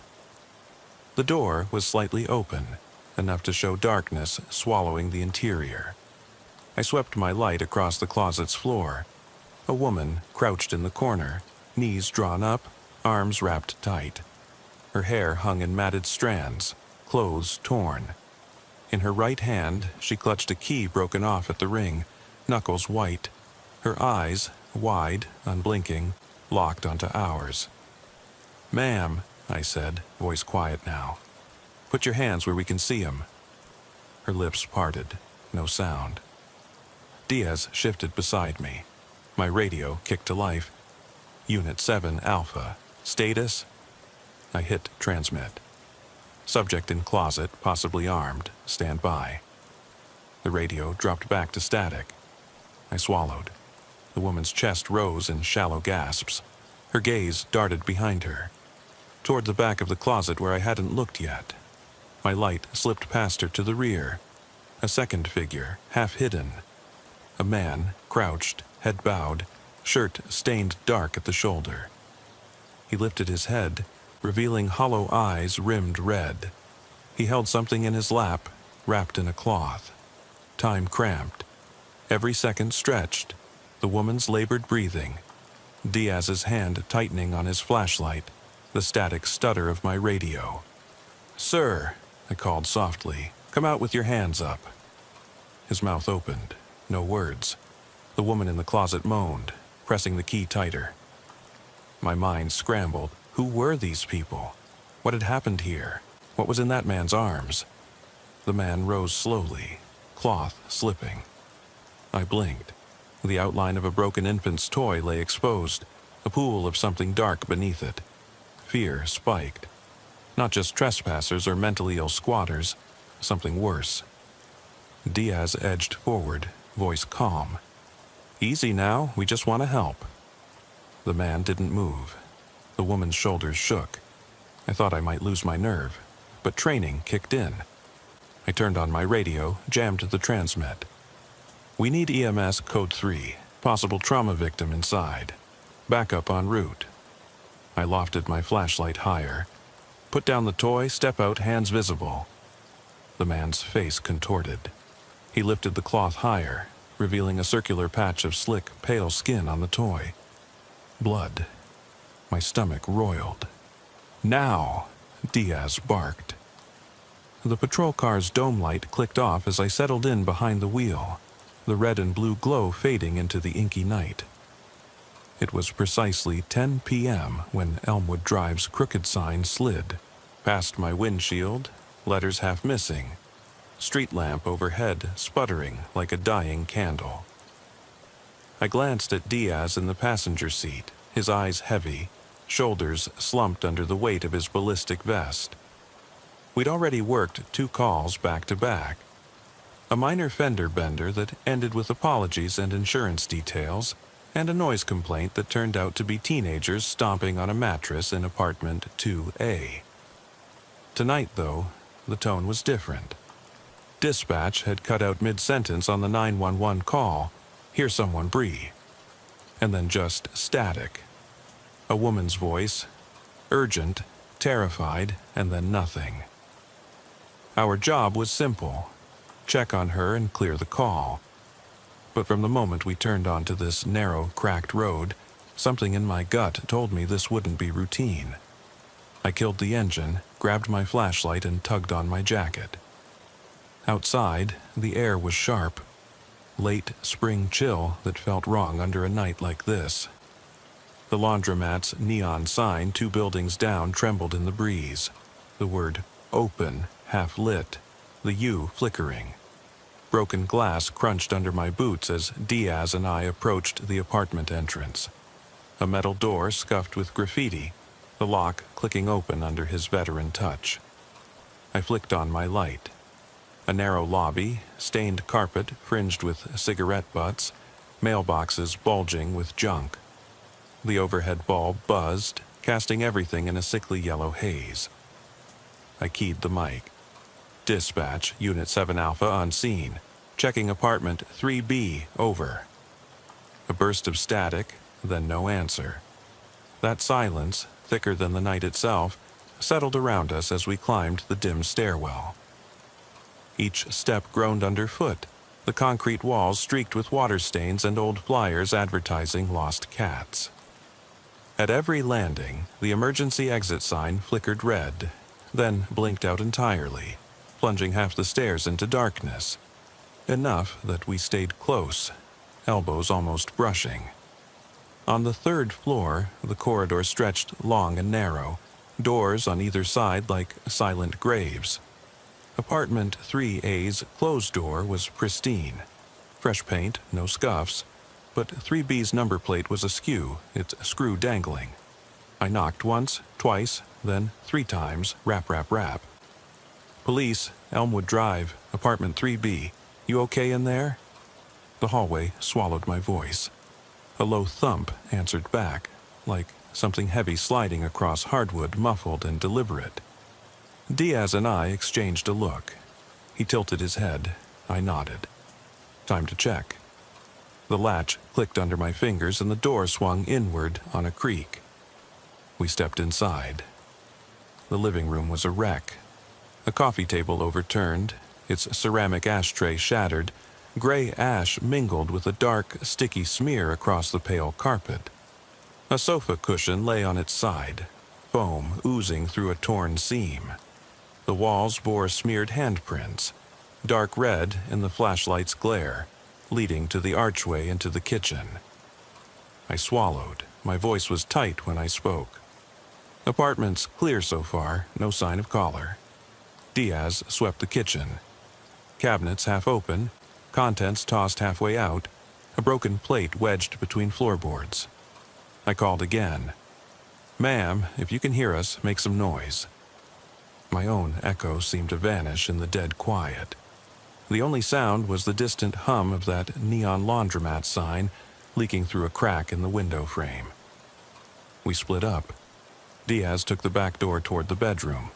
I moved toward a narrow hallway. The overhead bulb there flickered, casting jagged shadows on peeling wallpaper. At the end, the bedroom door stood slightly ajar, just enough that I could see the edge of a rumpled blanket and the vague silhouette of a dresser. I raised my flashlight, hollered, "Police, apartment 3B, please respond." My voice hung, hollow, no answer. I reached for the doorknob, cold metal under my glove. With the slightest twist, the door opened inward. The beam sliced across a small room. A twin bed with its sheets shredded, a nightstand overturned, a framed photo cracked on the floor. In the picture, 2 women laughed under palm trees, one holding a toddler who looked up with glee. I pressed my lip against my teeth, looking for movement. But the room looked deserted, save for the closet door, which was half open, a sliver of darkness inviting and threatening all at once. My heart hammered as I stepped forward, flashlight aimed at the gaping closet mouth. Darkness inside seemed to shift. I swallowed, holstering my weapon while keeping lights trained. Diaz's footsteps sounded behind me. I looked back and nodded. He took the left side of the door. I took the right. Together, we peeled it open. Inside, huddled in the corner, was a woman. Her clothes were torn and stained, hair matted, skin gray with grime. She curled into herself, arms around her knees, eyes wide, unblinking. And in her right hand, she gripped a length of metal, part of the closet rod, jagged from being torn down. I recognized the instinct behind it. Weapon fashioned from desperation. She didn't flinch at our lights. She simply stared, throat bobbing with silent tears. "Ma'am," I said, voice calm but low. "We're here to help. Put down the rod and stand up slowly." The woman's breathing rasped in the small space. She flinched at every word but remained crouched. Diaz shifted. Radio mic lifted. 7 Alpha. Subject located. Armed with improvised weapon. Stand by. Static. Then nothing. I pressed forward 1 step. "Listen to me. You need to drop that now." My flashlight hand shook slightly. Adrenaline buzzed through me. The future of this call hinged on her reaction. My mind raced. Was she the caller, or was someone else in the apartment? I glanced at Diaz. He had his weapon at low ready, but finger off the trigger. We both held our breaths. Then, behind her, I saw it. A second silhouette, half crouched in shadow. A man. His shirt was soaked in a dark patch at the shoulder. His hands twitched around something small, wrapped in cloth. He didn't make a sound, but I saw his eyes reflect the beam, desperate, haunted. My pulse jumped. I raised my voice louder. "Sir, come out slow, with your hands visible." The man froze. The metal rod in the woman's hand wobbled. For a heartbeat, everything stopped. The buzzing neon sign downstairs, the hum of the fluorescent bulb, even our breathing. Then the man slumped forward, cloth falling away slightly, revealing blood on the floor beneath him, pooling dark and centrifugal. The woman in the closet whimpered, pressing the rod tighter.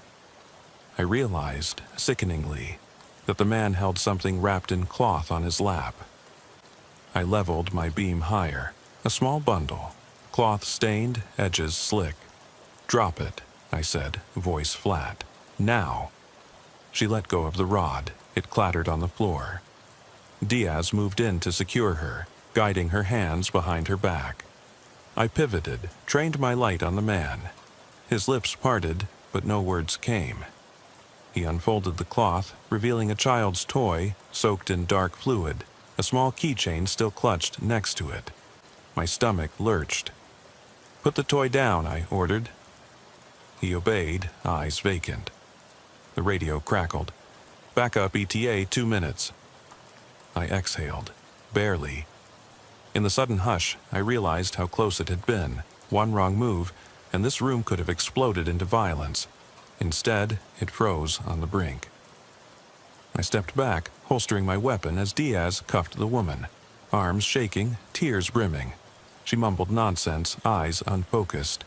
The man collapsed onto his knees, ragged sobs shaking his frame. I called in MCSD and EMS. Sirens rose faintly in the distance.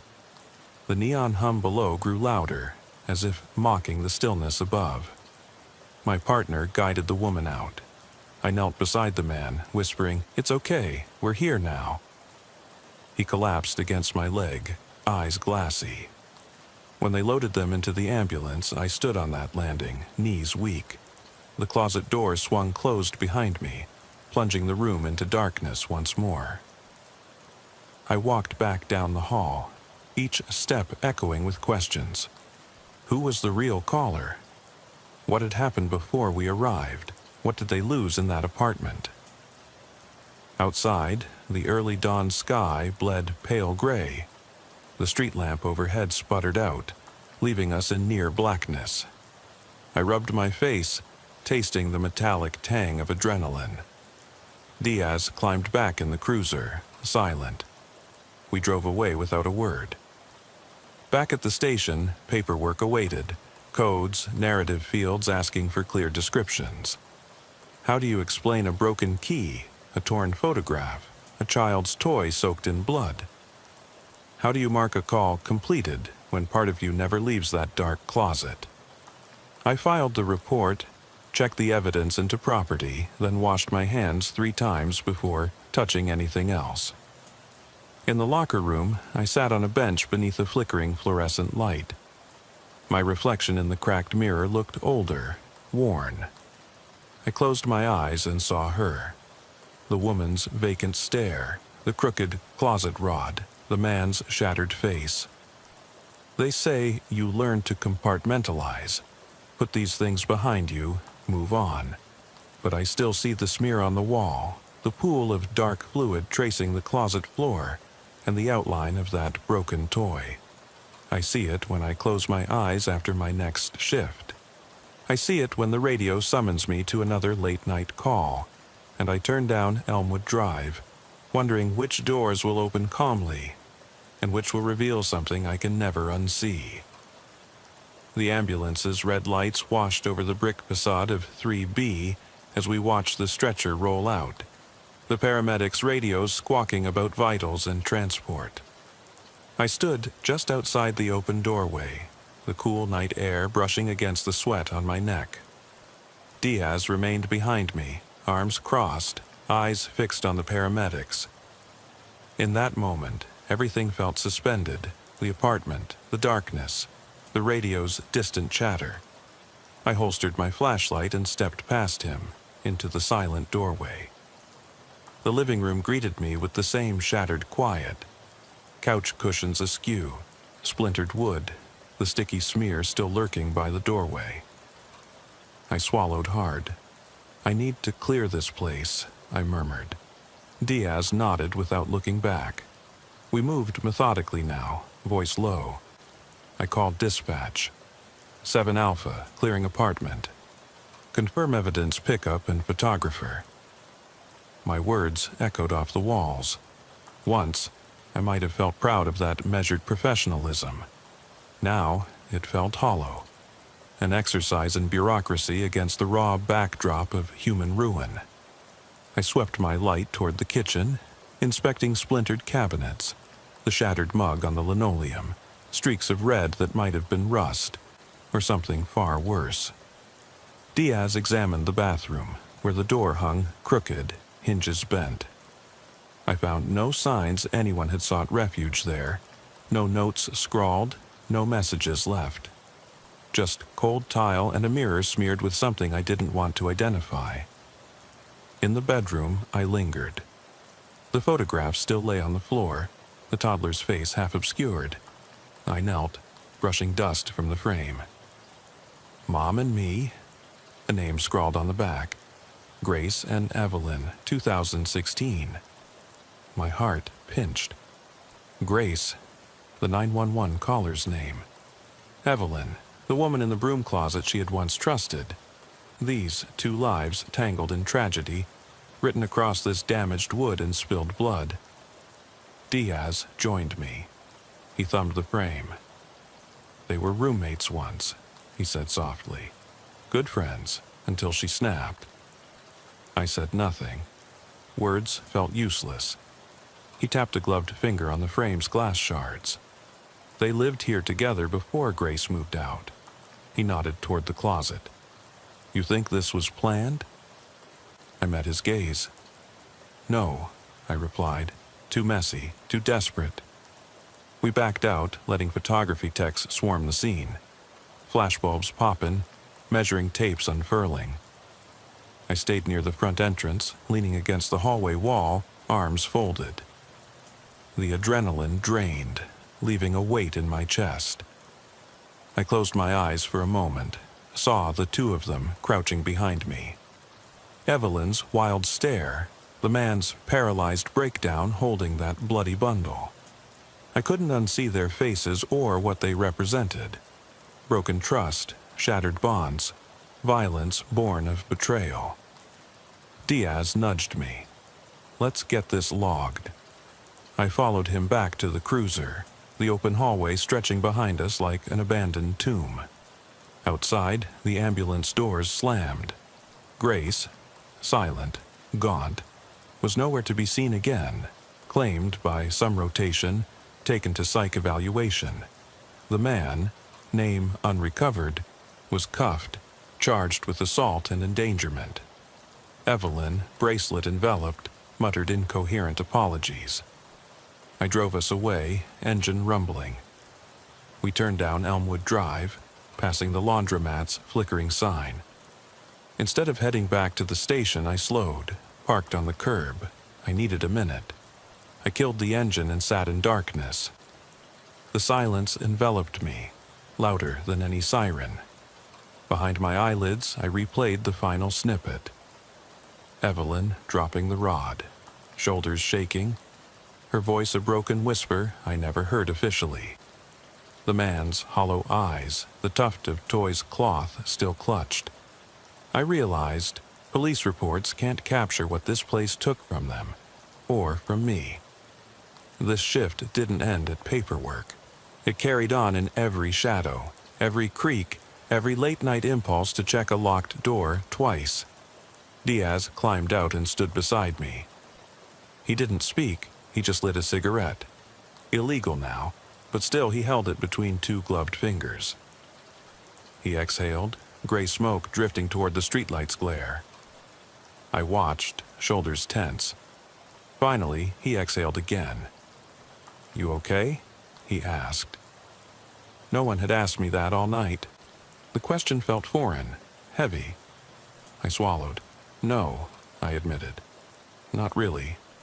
He nodded, sliding back into the cruiser. "Let's get back. Debrief in 20. I followed him inside, the door closing me off from that lingering dread. In the office, the fluorescent lights slapped me awake, computers humming.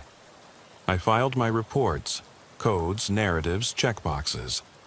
I typed force entry under nature of incident, domestic disturbance under call type, adequate for statistical purposes, meaningless against what really happened. When I hit submit, the screen refreshed. I leaned back, staring at my reflection in the monitor's black frame. My eyes looked tired, older. I thought of the closet, the darkness, the trembling hand, that makeshift rod. I thought of the man's slump, the bloody toy's whisper of innocence lost. My shift ended at 2:30 a.m., but I lingered. I walked to the evidence locker and watched the techs bag the photograph, the rod, the toy's cloth. The tags they attached. Exhibit A, knife-like weapon. Exhibit B, photographic evidence. Exhibit C, potential homicide scene.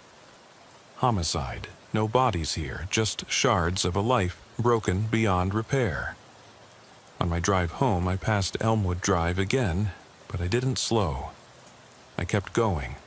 Street after street, dark houses, quiet lawns.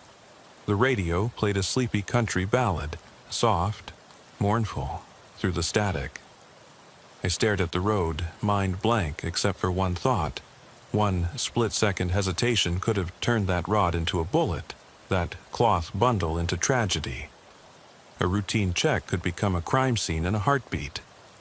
I reached my driveway at 3 a.m., boots echoing on the pavement. Inside, the house was silent, windows dark, scene of family peace I never had. My partner was home already, tucked into bed. I peeled off my uniform, showered, and lay in the dark, staring at the ceiling. Morning light found me in the same position, eyes open. My alarm hadn't gone off. I hadn't set it. Eventually, I rose, dressing in last night's clothes, coffee, black and bitter. At roll call, I sat behind my cruiser, the desk officer reading through shift assignments. In my peripheral vision, I saw notes from last night's call. 3B apartment, unfounded report, subject emotionally disturbed, no injuries reported. I clenched my fist. No, this wasn't unfounded. This was a wound that wouldn't heal. I signed out on duty, but signed back in for overtime, volunteered to ride the next shift. I needed the work. Anything to avoid replaying those dark walls. As I climbed into the car for the next graveyard shift, I promised myself, keep my guard up, watch every shadow, but never let myself close my eyes to what's behind that door. And yet, when the lights flickered in the station, when the neon sign hummed down Elmwood Drive, that final image still rolled. Evelyn's wide, haunted stare as she dropped the makeshift rod, the man's ragged collapse, the infant toy stained with blood, resting in a pool of dark irreversibility. That's the part I can't shake. Every badge in history couldn't cleanse that memory. Every report filed can't erase its shape. And every time I lock a door at night, I feel that quiet weight, reminding me that some truths are deeper than glass and metal. The next night, I found myself back on Elmwood Drive before the sun had set, precisely at 10 p.m., 2 blocks shy of 3B's broken sign. Even though the last call still branded itself onto my mind, I had volunteered for overtime. Diaz was off. Tonight, I rode with Officer Reyes, a rookie I'd mentored through her first 100 shifts. She climbed in, clipboard in hand, determination in her eyes. "Ready?" she asked. I nodded, but my throat felt thick. "Let's make it a quiet one," I said. She smiled politely, clipped her flashlight to her belt, and I eased the cruiser forward. The radio crackled with routine. Abandoned shopping carts, stray dogs, a suspicious van parked too long. I answered each with succinct directives, but my thoughts remained at 3B, its closet, that pair of haunted souls, the broken toy. At midnight, Reyes and I were flagged down outside 5C, a loud music complaint. We piled out, boots on pavement, and I listened to banging bass from behind 2 closed doors. A teenager slammed his hand on the door. "Officer, they're playing music too loud. Can you tell them to turn it down?"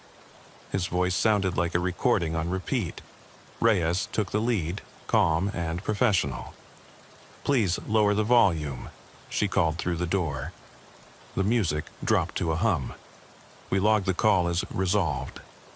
I watched Reyes in profile, the way her jaw set, the way her eyes scanned the corridor, confident, precise.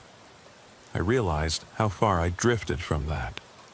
After that, a routine traffic stop. A truck parked on the curb, expired tags. The driver apologized, shuffled paperwork, and paid a fine. I stood back, arms crossed, counting the seconds until I could escape the small talk. Even that felt safer than the swirl of Elmwood's darkness. At 2:15 a.m., we rolled past the laundromat and turned onto Elmwood again. "Check that 3rd floor," I muttered, half to myself. Reyes glanced at me. "You want to check 3B again?" I nodded. "Just in case." She frowned, but activated the overhead lights. Up the stairs, the corridor looked emptier than before. Doors still scuffed, numbers still askew. Outside 3B, the latch was secured. Someone had locked it.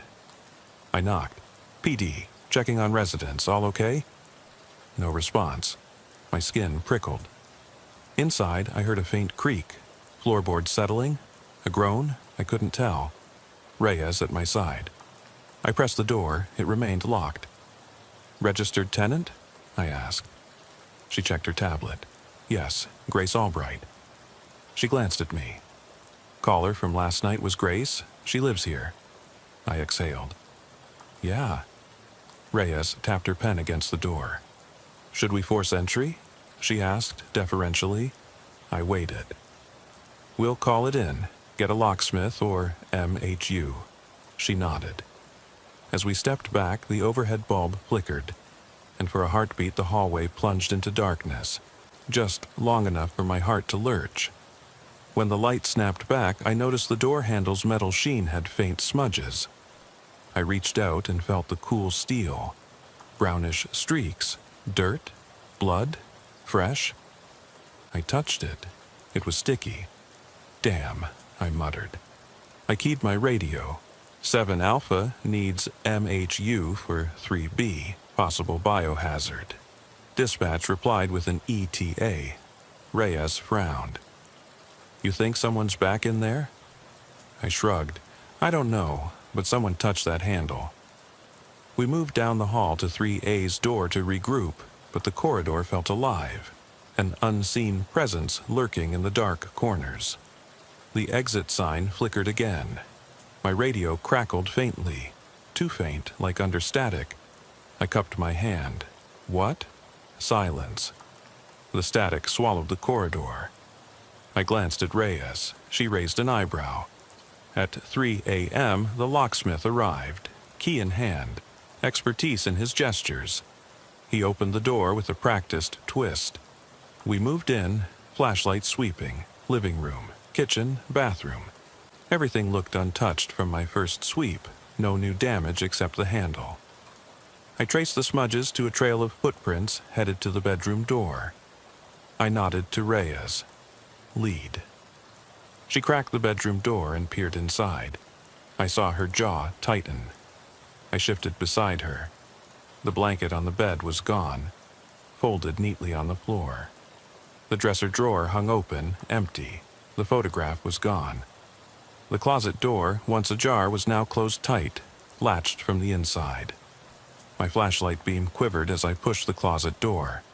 Inside, bare floorboards, no woman, no metal rod. A single sock lay crumpled in the corner, but no sign of Evelyn or the broken toy. I swallowed. Where the hell did they go? I whispered. I heard a soft hum, mechanical, like the laundromat downstairs churning.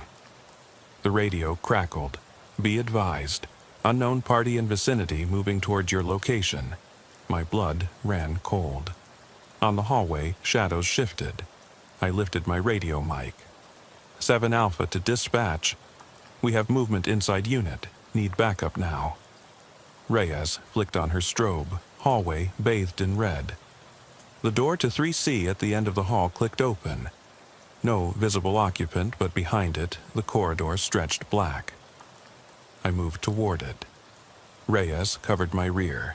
Each step felt heavier, as if the building itself was resisting. The faint hum grew louder, closer. Through 3C's door, a figure darted across the far wall, barely seen, gone in an instant. My heart pounded. Stop! Police! No response. I advanced into the hallway. The hum turned into a low wail, like metal against metal, coming from the stairwell. I motioned to Reyes. Stairs. We descended 3 flights, the wail echoing off concrete. At the ground, the laundromat's doors were ajar, lights dim. Inside, washing machines thumped in rhythm, spinning clothes drenched. Smaller machines on the side hummed irregularly, broken cycles. A lone woman sat on a plastic chair, staring at the machines, eyes glazed. It was Grace, her hair matted, blood on her cheek. Grace? I took a cautious step. She didn't respond. The machine's churning drowned out our voices. I reached for her shoulder. She shrugged my hand off and scrambled up. She sprinted between aisles of machines, then dove behind a stacked dryer. I followed. Reyes fanned out to flank. In the pocket of the dryer's dark shadow, I found a stack of photos, dozens, tossed on the floor. Grace and Evelyn together, smiling, then gradually more tense as months passed.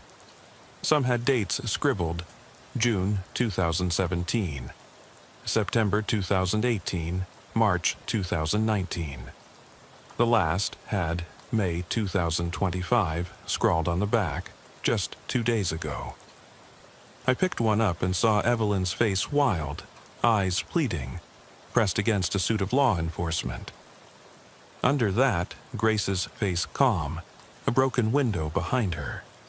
A mechanical hiss came from the row of dryers, a door unlatching. Grace burst out and ran toward the exit. I grabbed for her, but she slipped through the door and vanished into the dark lot. I radioed, subject down. Grace fled, suspect possibly unstable, hang on. But already Reyes was gone after her. I stood amid humming machines, flashing lights beyond. The photos clutched in my hand. The metallic tang of spinning drums and detergent hung heavy. I realized the walls of 3B had been luring us, pulling us deeper into their unstable orbit. And neither Grace nor Evelyn wanted rescue or resolution. They wanted to draw me into this spiral of fractured friendship, betrayal, and unending question. As I stepped outside, sirens in the distance grew louder. I cradled the photos like evidence of a crime scene that had no crime. I watched Reyes give chase under the neon sprawl of Elmwood. The night hollowed around me, and in its echo, I heard the crackle of the radio, the hum of machines, and, faintest beneath it all, a soft sob. Grace's, I thought, carried off into the dark. The sirens faded into the distance as I watched Reyes vanish into the shadowed lot, her silhouette swallowed by the night. I tucked the scattered photographs into an evidence bag, sealing them with a crisp click. My hands trembled, cold sweat or adrenaline, I couldn't tell anymore. The humming machines of the laundromat behind me rattled in restless cycles, each spin a reminder of lives caught in loops. Grace, Evelyn, and now me, turning over the same questions, the same dark corners of their fractured friendship. I turned away and retraced my steps toward Elmwood Drive, patrol car lights cutting through the fog. Inside, Reyes's door swung open. She climbed in, heavy breathing, eyes bright. She ran west, she panted, toward the woods. I nodded, keyed the mic. 7 Alpha, subject on foot, heading west into Greenbelt. Requesting K9 unit and air support. Dispatch acknowledged. I flipped on the spotlight, scanning the tree line. The underbrush stood black and silent, a threshold I dreaded to cross. We'll find her, I said, more to convince myself than her.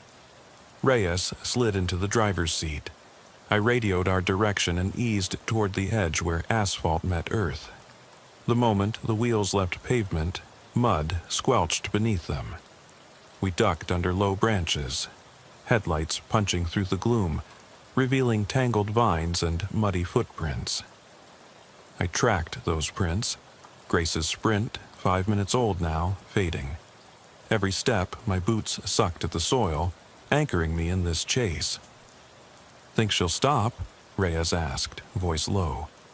I stayed silent, staring ahead at shifting shadows. 2 nights ago, Grace was a frightened caller.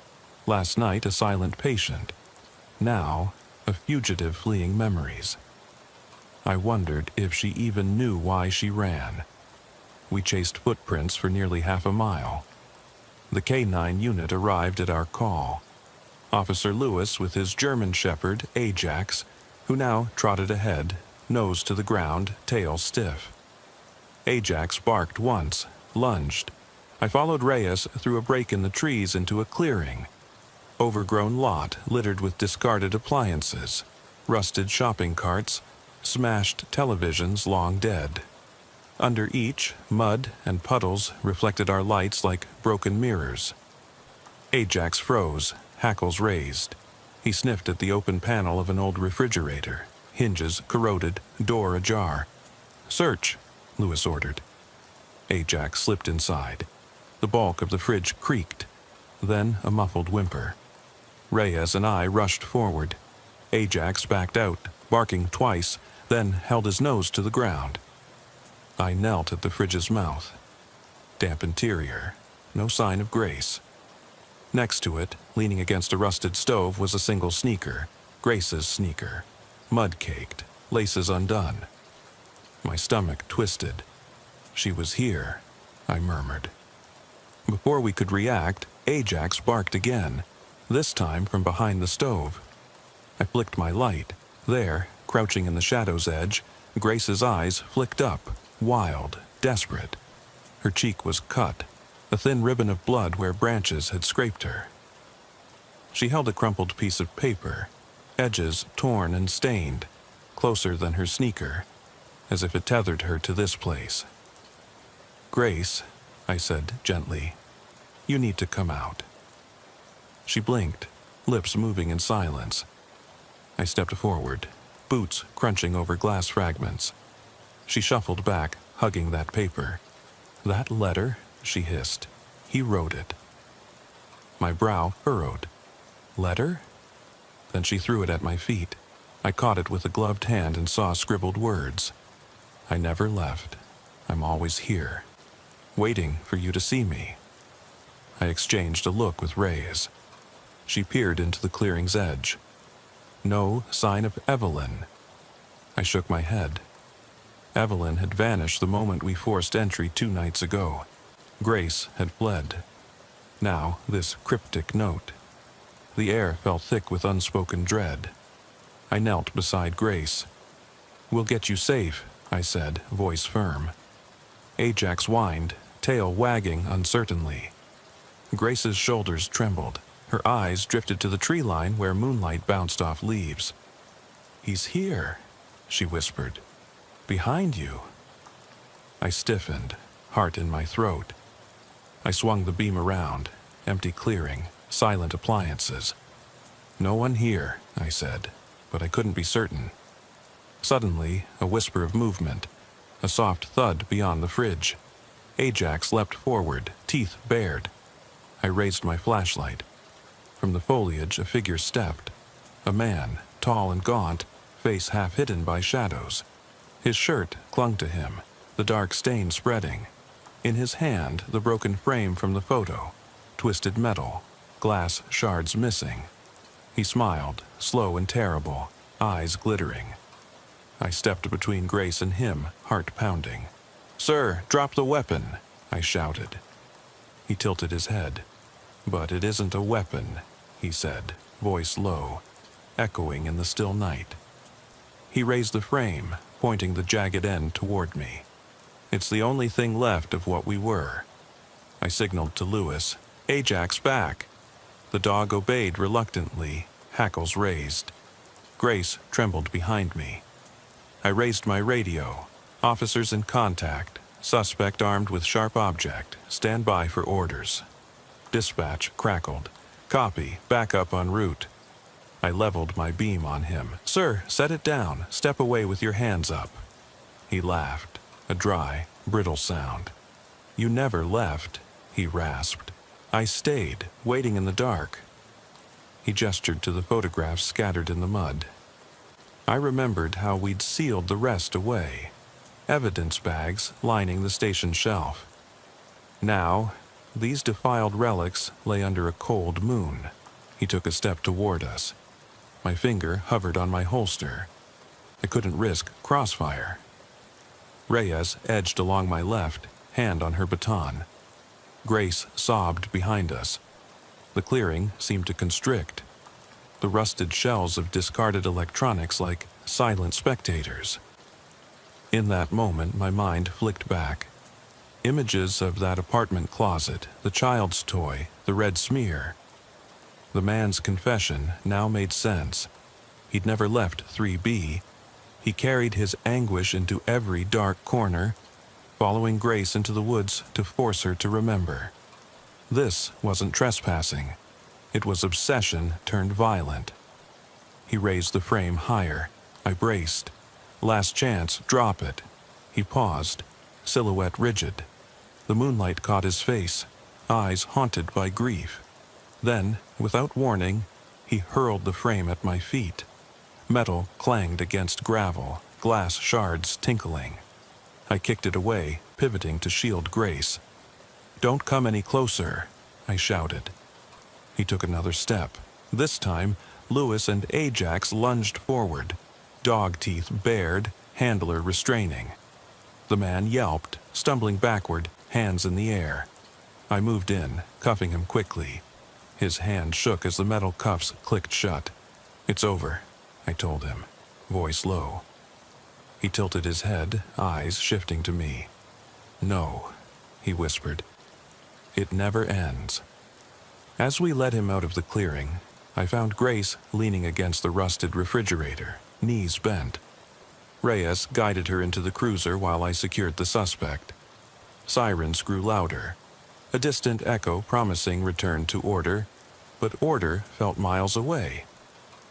Back on Elmwood Drive, I watched the blood-orange sky swell on the horizon. The laundromat sign pulsed its broken beat. Reyes sat beside Grace, gently rubbing her shoulders. I stood with Lewis and Ajax, evidence bags in hand, reports already forming. The young officer's face was pale under his hat after all he'd seen. I clapped Lewis on the shoulder. "Good work," I said. Ajax wagged his tail, proud. But inside, relief didn't come. Instead, a tightening, like I'd peeled back one layer of horror only to reveal another. The note Grace dropped spoke of waiting, an echo of Evelyn's silence in that apartment, of the man's broken vows in the woods. This story wasn't a single shift. It was a fracture running deep, bleeding into every quiet hour. I climbed back into the cruiser, engine thrumming beneath me. Reyes handed over the bag of photos, her hands trembling. "Better get these logged," she said. I nodded. "Yeah." The radio crackled. Another call. Another midnight disturbance in a far-off district. I keyed the mic. 7 Alpha, available for calls. I watched Elmwood's dark thickets recede in the headlights. the clearing's appliances shrinking behind us, but the weight of that night stayed anchored in my chest. We drove on as dawn threatened the sky, moving from one call to the next, but the echo of Grace's letter and Evelyn's unfinished confrontation trailed us like a shadow. And as the city lightened, I realized this shift wouldn't end at sunrise. It would carry on, chasing me through every closed door I opened, every dark hallway I cleared, every silent floorboard I crossed, reminding me that sometimes the things we fear most don't hide in the dark. They stay with us, lurking behind every flicker of light, waiting for the moment we think we're safe. The morning sun bled through the blinds of my apartment, painting 10,000 dust motes gold. I awoke on the couch, uniform still on, TV blaring a stale police procedural loop. I must have passed out sometime before dawn, exhaustion finally winning out over my nightmares. I rubbed my jaw, tasted that bitter tang of adrenaline and cold coffee on my breath. My phone buzzed insistently on the coffee table. A text from dispatch. Roster update, 1900 today, Elmwood, follow-up interview. I sat up, heart thumping. A follow-up? They'd already taken statements, evidence logs, debriefs. Now they wanted more? I groaned, standing to stretch my stiff muscles. My apartment felt too small, too bright, too safe. And yet my skin crawled at every creak of the old plaster. I grabbed yesterday's photographs from the edge of the coffee table. Ava's lined face pressed against Grace's, smiles forced, edges frayed. I slipped them into an envelope, writing confidential in sloppy black marker. If we were going back, I needed everything in hand. At roll call that evening, the briefing room's fluorescent lights buzzed like unseen bees. Senior officers sat around a long table. Crisp uniforms, leather shoes polished to a shine. I slotted into my chair beside Reyes, pulling out the envelope. The lieutenant glanced up from her tablet. Special follow-up for Elmwood Drive incident, she said, voice clipped. Officer Ramirez and Officer Reyes to interview Ms. Albright again, confirm sequence, mental health status, and any new statements. Show of hands? 2 hands rose. I clenched mine. We were last. After senior staff dispersed, Reyes and I traded grim looks. She tapped her pen. You ready?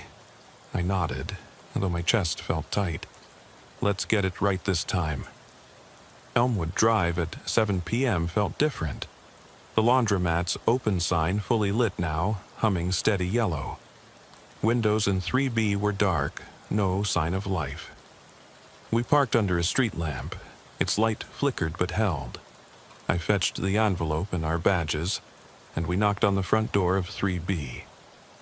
After 2 lulls of knocking, a face appeared.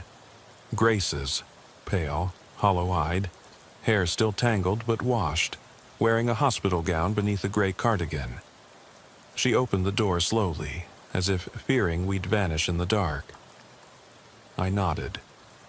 Officer Ramirez, Elmwood PD, we're here to follow up on your 911 call and the events we responded to. Do you mind if we come in? She hesitated, then stepped aside. The hallway behind her looked unchanged, faded wallpaper, scuffed floor. She led us through to the living room, where a sterile couch sat against the wall. A single lamp burned on a side table. We sat. She perched on the edge of the couch, shoulders hunched. Reyes cleared her throat. Miss Albright, thank you for speaking with us again. We need to confirm some details from that night and any new thoughts you might have. Grace wrapped her arms around herself. Is this about Evelyn? She whispered. Her voice cracked. I glanced at Reyes. We'd both noted Grace naming Evelyn unprompted. I handed over a blank notepad. Only what you can recall, ma'am. She exhaled, eyes fixed on the floor. I keep seeing her, she said, in shadows, at the edge of my vision. Her hands trembled. She shook her head. I know, I called for help. I thought I heard her voice telling me to let her back in. She looked up, tears pooling. I thought she needed me. Reyes jotted notes. So the voice, was it Evelyn's or someone else's? Grace paused, blinking. Someone else. Her gaze flicked to me. And then you came. And you saw everything. She swallowed. I don't remember much after you stormed in, but I woke up in the hospital the next day. They said I was safe. I leaned forward. You remember anything between the call and waking up? She shook her head. Darkness and whispers. She lifted her fingers to her ears. I kept hearing him. He said he was still there, waiting. My mind reeled. Him was the man we'd found in the closet or the woods. She didn't clarify. Reyes interjected gently. Miss Albright, do you feel safe here? Grace looked around the apartment as if seeing it anew. No. She stood abruptly. I can't stay. She moved toward the door. I rose, blocking her path. Ma'am, please. She threw her hands up. I need help, but not from police. She bolted past us, leaving the door ajar. We exchanged looks. Reyes grabbed the notepad's corner. We'll call the crisis team. I noted her mental health code. Acute stress reaction. We followed her outside, the hallway's stale air replaced by humid night breezes. In the parking lot, Grace paced, muttering fragments. He's not gone. She's waiting. They're watching. I stepped closer, voice low. You're safe now. No one's going to hurt you. She glared at me, tears and defiance warring. You don't understand, she snapped. He doesn't leave, not ever. Before I could respond, her phone rang, sharp, insistent. She answered with shaking hands. Hello? She said. Her face drained. No, I told you, I'm safe. She looked at us, eyes wide. He's here. He found me. She let the line drop and stared at us, chest heaving. Don't you get it? He's inside me. Her voice ratcheted to a tremor. He's always inside. Reyes moved to comfort her. I stood back, heart pounding. Grace's hands flew to her head, fingers splayed. He's here, she repeated. Can't you see? She pointed at my chest. I looked at my uniform, police badge shining. She shook her head violently. He's behind you. Her finger jabbed over my shoulder. I spun. Nothing but the empty lot, the laundromat sign humming. My pulse surged. Reyes guided Grace toward the front seat of the cruiser. Let's get you checked out, she murmured.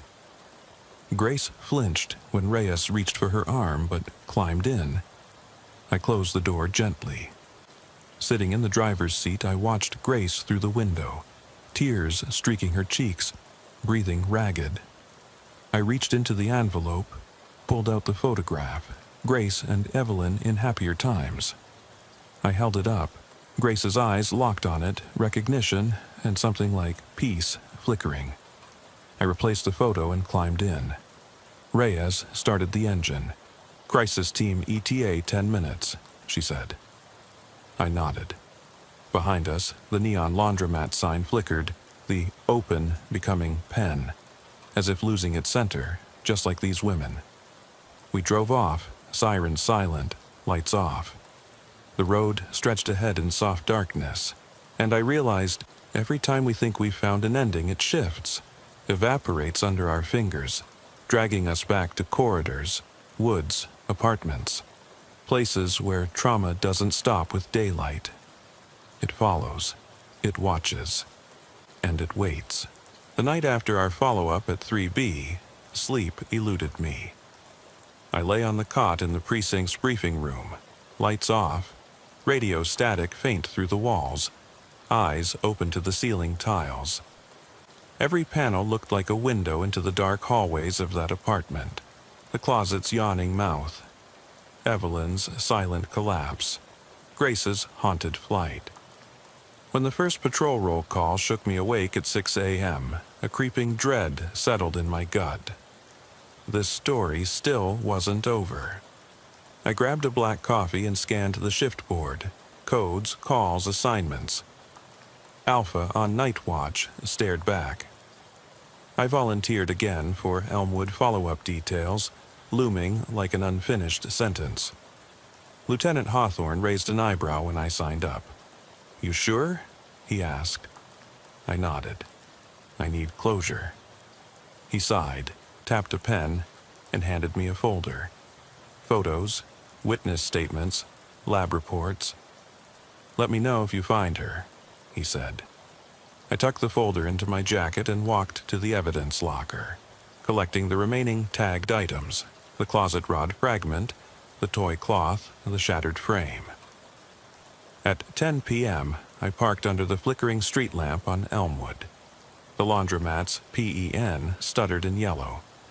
I carried the folder and evidence bag up to 3B. The door was locked again. I knocked, 3 firm raps. No answer, but a floorboard creaked inside. I called my unit. 7 Alpha checking on 3B, possible return. No backup this time, just me and the door. The latch gave way under my shoulder. I stepped into the dark corridor, flashlight beam carving through shadows. In 3B's living room, nothing had changed. The overturned furniture, the smeared walls, the copper tang lingering in the air. I set the evidence bag on the coffee table, then paced the room, retracing footprints. I flicked on the kitchen light. Cabinets slammed shut, the broken mug gone. Someone had cleaned or disturbed evidence. My pulse quickened. I moved to the bedroom, door ajar. Inside, no bed covers on the floor, the frame's shards gone, the picture frame's broken shell vanished. Only the closet door remained closed. My hand hovered over the knob. I forced a breath, twisted it, and yanked it open. The closet was empty. Bare floor, no woman, no metal rod. But on the back wall I saw fresh writing in what looked like that same dark smear. "I'm still here." My flashlight trembled in my hand. I leaned closer, letters traced in a child's scrawl, unsteady but determined.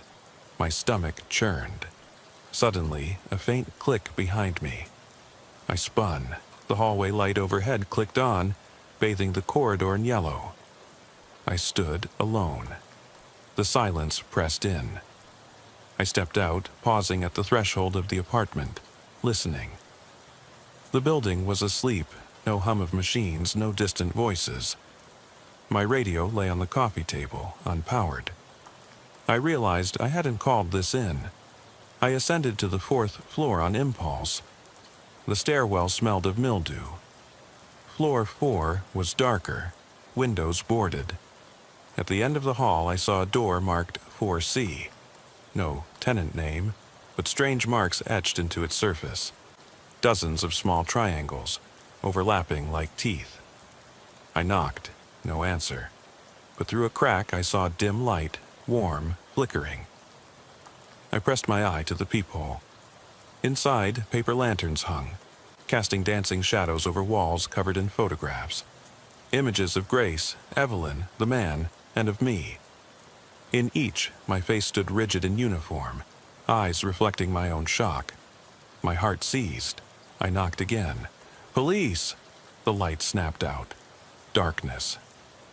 I heard a soft scuffle, then the door was unlatched from inside. I stepped back, hand on holster. The door creaked open, revealing nothing.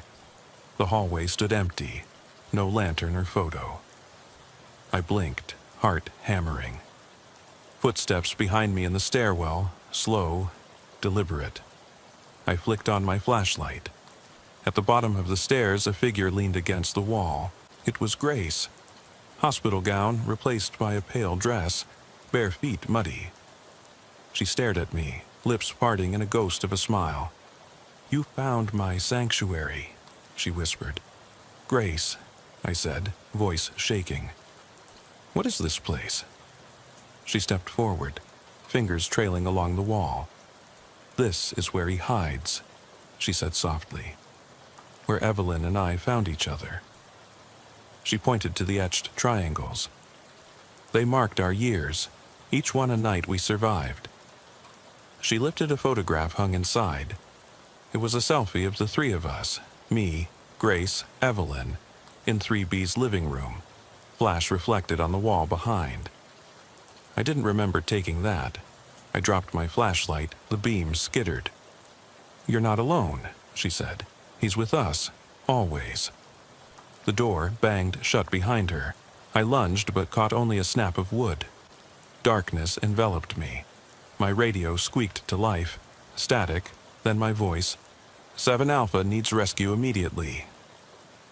My words faded into static as the hallway lights flickered back on, showing the stairwell empty once more.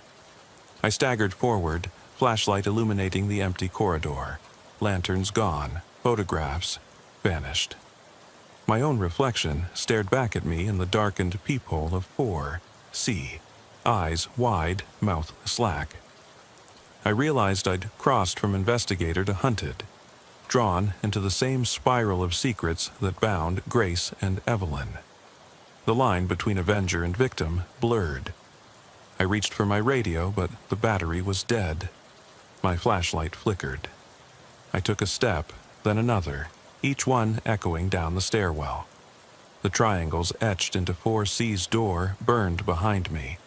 A reminder, some doors, once opened, never let you go. I forced myself down the steps, each footfall echoing like a gunshot in the empty stairwell. The air was stale, thick with the scent of mold, and something metallic that made my throat tighten. My flashlight beam trembled across cracked concrete walls, catching graffiti scrawls I'd never noticed before. Names crossed out, dates scratched in hastily.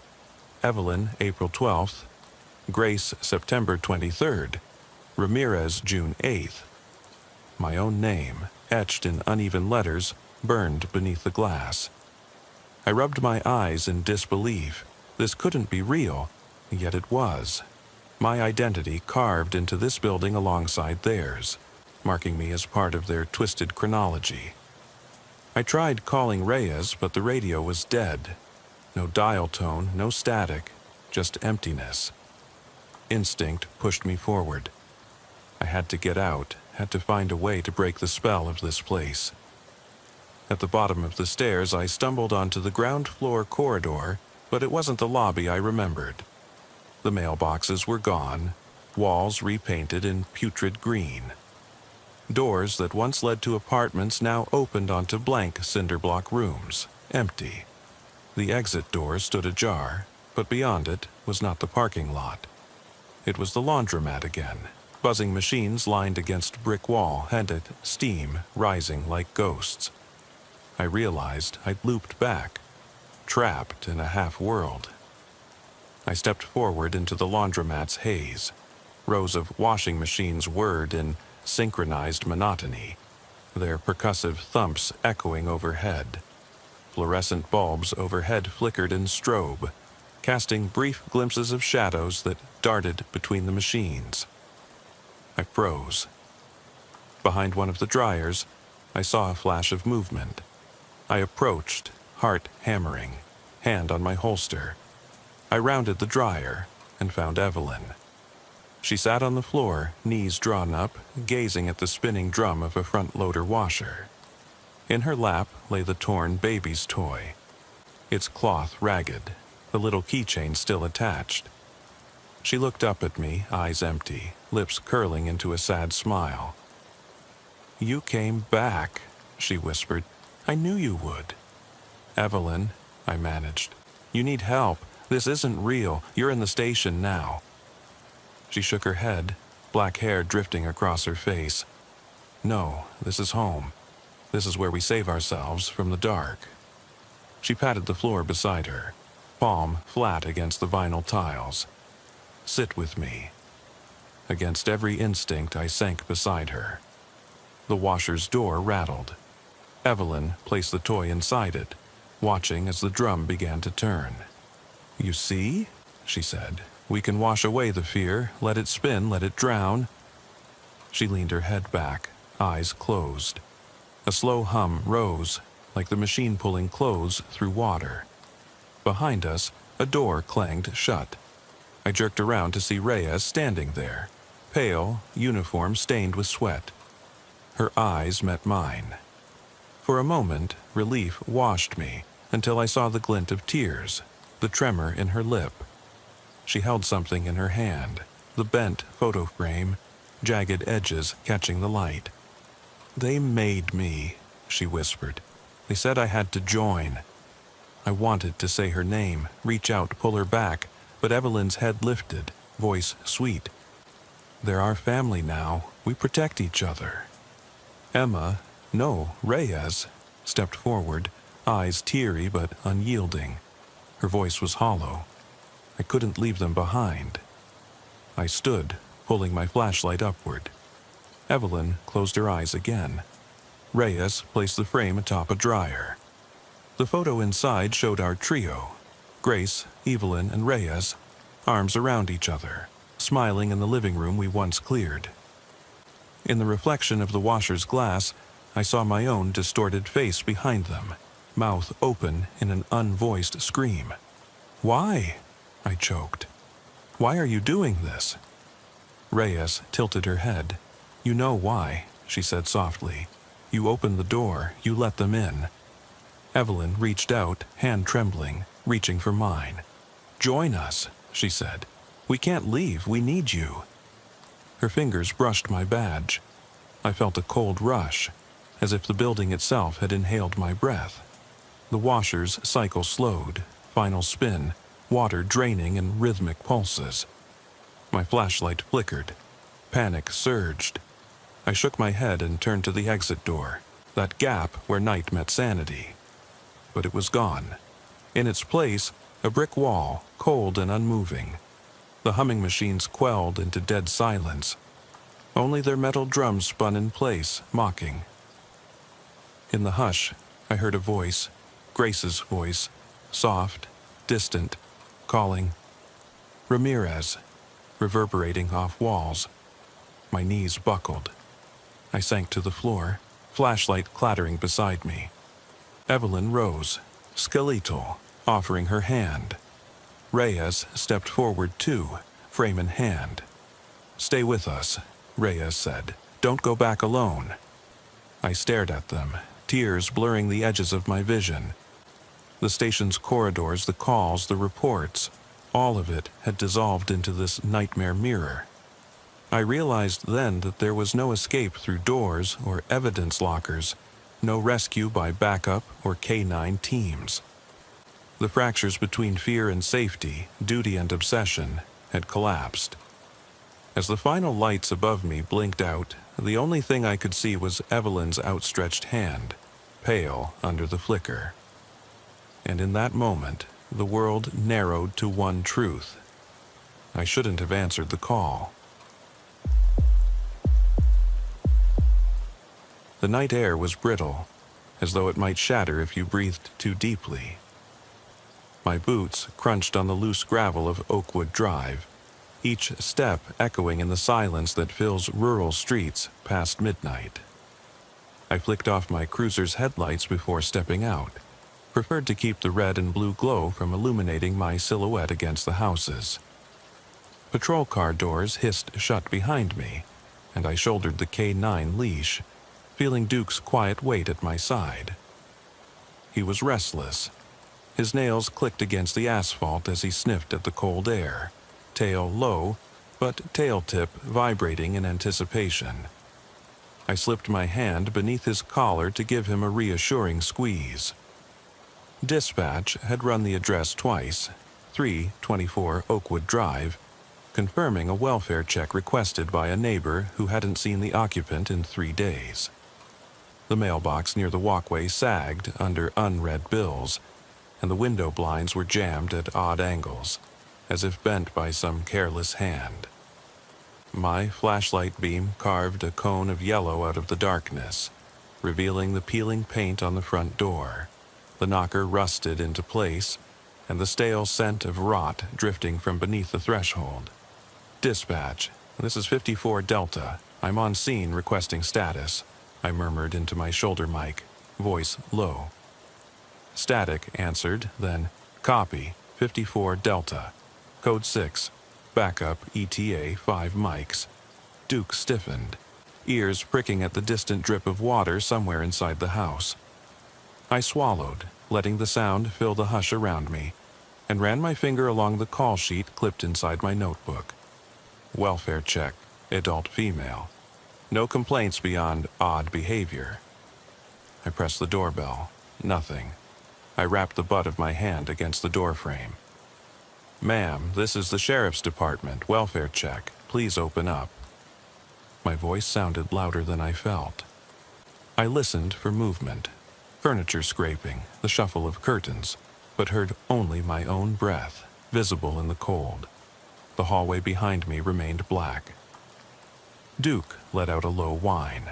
I tried the door, locked. My breath hitched. A locked door on a welfare check meant someone didn't want company. Not unusual, but never comforting. I radioed dispatch to advise the door was secured. 54 Delta Roger, ETA 3 mics. I replaced the mic and drew my flashlight, clicking it on. Duke's head snapped up in the beam, and he pressed close to my leg.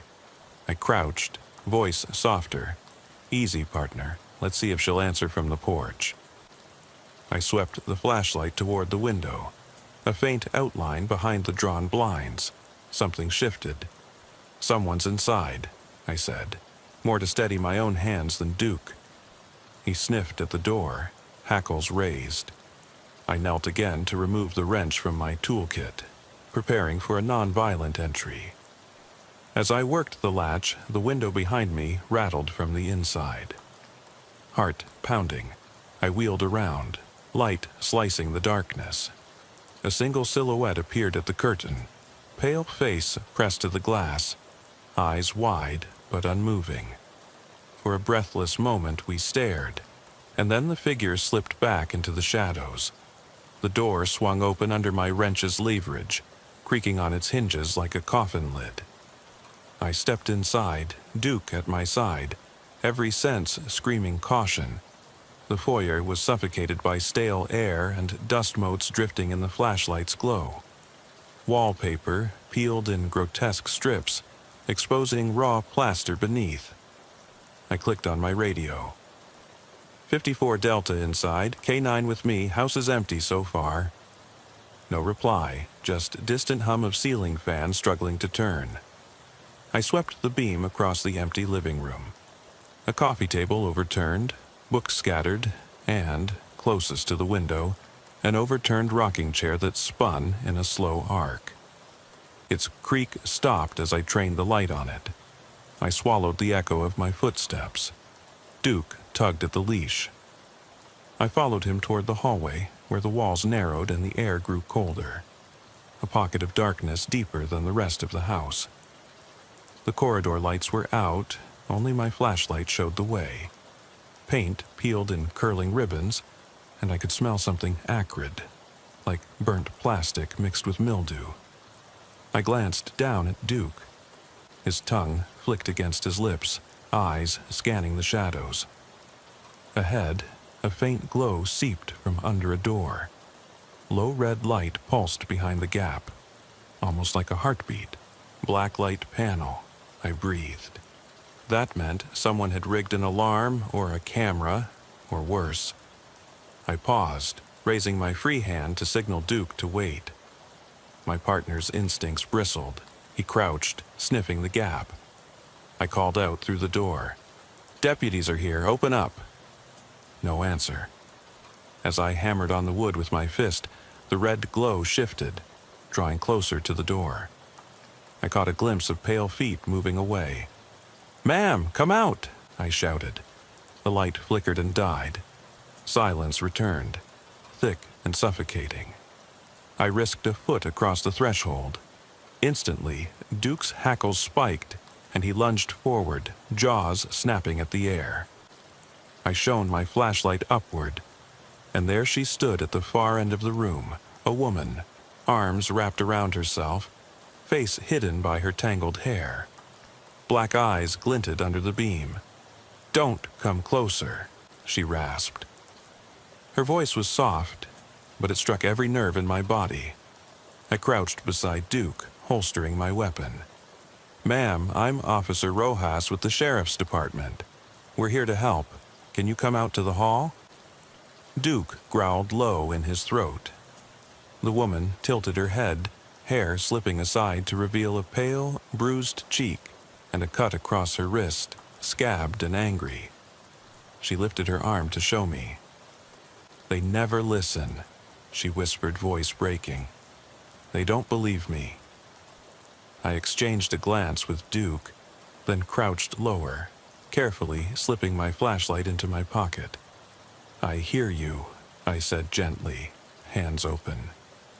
"No one's here to hurt you." I reached out, but she backed into the deep shadows. Her back pressed against the wall, and I noticed the door to the next room was ajar. Dim moonlight fell across broken glass and overturned furniture, shards glinting like teeth. She stumbled toward that door, free arm clenching something small to her chest. She bolted through the room, and the floorboards moaned under her weight. Duke lunged after her, leash slipping from my hand. I cursed, drawing my sidearm against protocol, and fired a warning shot into the ceiling.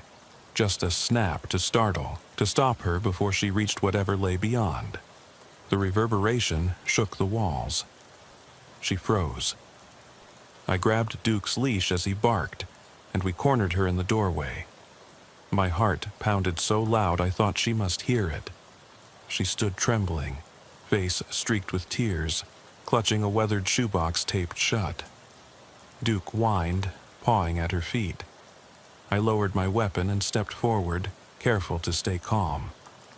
"Show me what's inside," I whispered. She didn't respond. Instead, she dropped the box at my feet, trembling so hard the tape cracked. I could see the edges of paper and maybe something dark peeking inside. Duke nudged the box with his nose. I knelt and peeled back the lid. In the dim light, I saw nothing. Just a hollow space lined with crumpled packing paper. I blinked, then looked up at her. She sank to her knees, sobbing. Her wrists bled, the cut ragged. My radio crackled. 54 Delta, code 6 is on scene. Lights from backup spilled under the front door, red and blue painting the walls in harsh stripes. I closed the box and stood, heart pounding. "She's in crisis," I told the arriving deputies. "No threat beyond self-harm." They cuffed her gently and pulled her into the hallway. I watched as paramedics trailed behind, attending to her wounds. I picked up that shoebox, feeling its emptiness in the pit of my stomach, and set it back on the floor. Outside, Duke slipped next to me, leaning against my leg. As I stepped back into the night air, the door closing behind me, I realized what I couldn't explain. How an empty box could bear so much meaning. How a simple welfare check could fracture everything I thought I understood. The echo of her whisper, "They never listen," still rings in my ears. And I know I'll wake again at this hour, haunted by the hollow weight of that shoebox and the knowledge that sometimes the job doesn't end when you leave the scene. The crawlspace door thudded shut behind me, wood meeting metal with a reluctant groan, and the hallway lights blinked back to life, harsh fluorescence buzzing overhead. The paramedics and deputies had her bundled into an ambulance moments before. Only Duke and I remained in that hollow shell of a house, and I could feel every heartbeat in my chest like a warning bell. I placed a gloved hand on Duke's collar, willing him to stay calm. His breathing was rapid but controlled, hackles still raised along his spine. I clicked my flashlight on, the beam slicing through the stale air. The rocking chair in the living room had stopped spinning by itself, as if it too was holding its breath. I exhaled, trying to steady the tremor in my shoulders, and radioed dispatch to clear the scene. 54 Delta, code 6, scene secure. I'm going to sweep the rest of the house for hazards to ensure no one else is inside. Duke and I will follow up with ALS once you're ready. The flashlight bobbed as I advanced, the beam dancing along, the walls where peeling wallpaper curled like ancient skin. I barely registered the snapping of floorboards beneath my boots. Every echo seemed to bounce back, mocking me. I moved slowly toward the kitchen doorway, where a single overhead bulb still glowed. The linoleum floor, once a pale pastel, had cracked and buckled in places, forming dark fissures. I stumbled over one, Duke's leash slipping through my fingers as he lunged forward to investigate the counter. A rusted can opener lay on its side, dried rivulets of what looked like coffee stain or old fruit juice trailing from the ragged edge of the counter. I clicked the flashlight toward the cabinets. Half left open, their contents spilled onto the floor. Tupperware lids rolled under my toe. A glass baking dish lay shattered, fragments glinting like broken promises. Duke wasn't eating. Instead, he pressed his muzzle against one of the lower cabinets, tail wagging stiffly. I crouched and peered inside. Nothing. A few paper towels and an empty box of bandages, possibly leftover first aid supplies. This whole house smelled of neglect and something colder, regret. I recalled the sidearm still holstered, the medical kit clipped to my belt, the radio strapped to my shoulder. This was my world in miniature: control, procedure, authority. And yet here I was, confronted with emptiness. I reached out and touched the counter's edge, fingertips grazing a dark smudge that felt sticky. I rubbed it between my thumb and forefinger. Not blood. Old jam, perhaps. My teeth ground together. The woman had said they never listen. To her suffering, to her warnings. And now I was walking through the remnants of her life, second-guessing every step. 54 Delta, you copy? The dispatcher's voice crackled over the radio, distant and procedural. We need impact statements from the deputies and paramedics for the report. Also advise on evidence processing. Says there was a box and personal belongings left on scene. I tapped the mic. Copy. I'll begin securing personal effects and take photographs for evidence. House is clear, no further occupants. We'll meet you at dispatch for the paperwork. I stood and turned to Duke toward the hallway exit.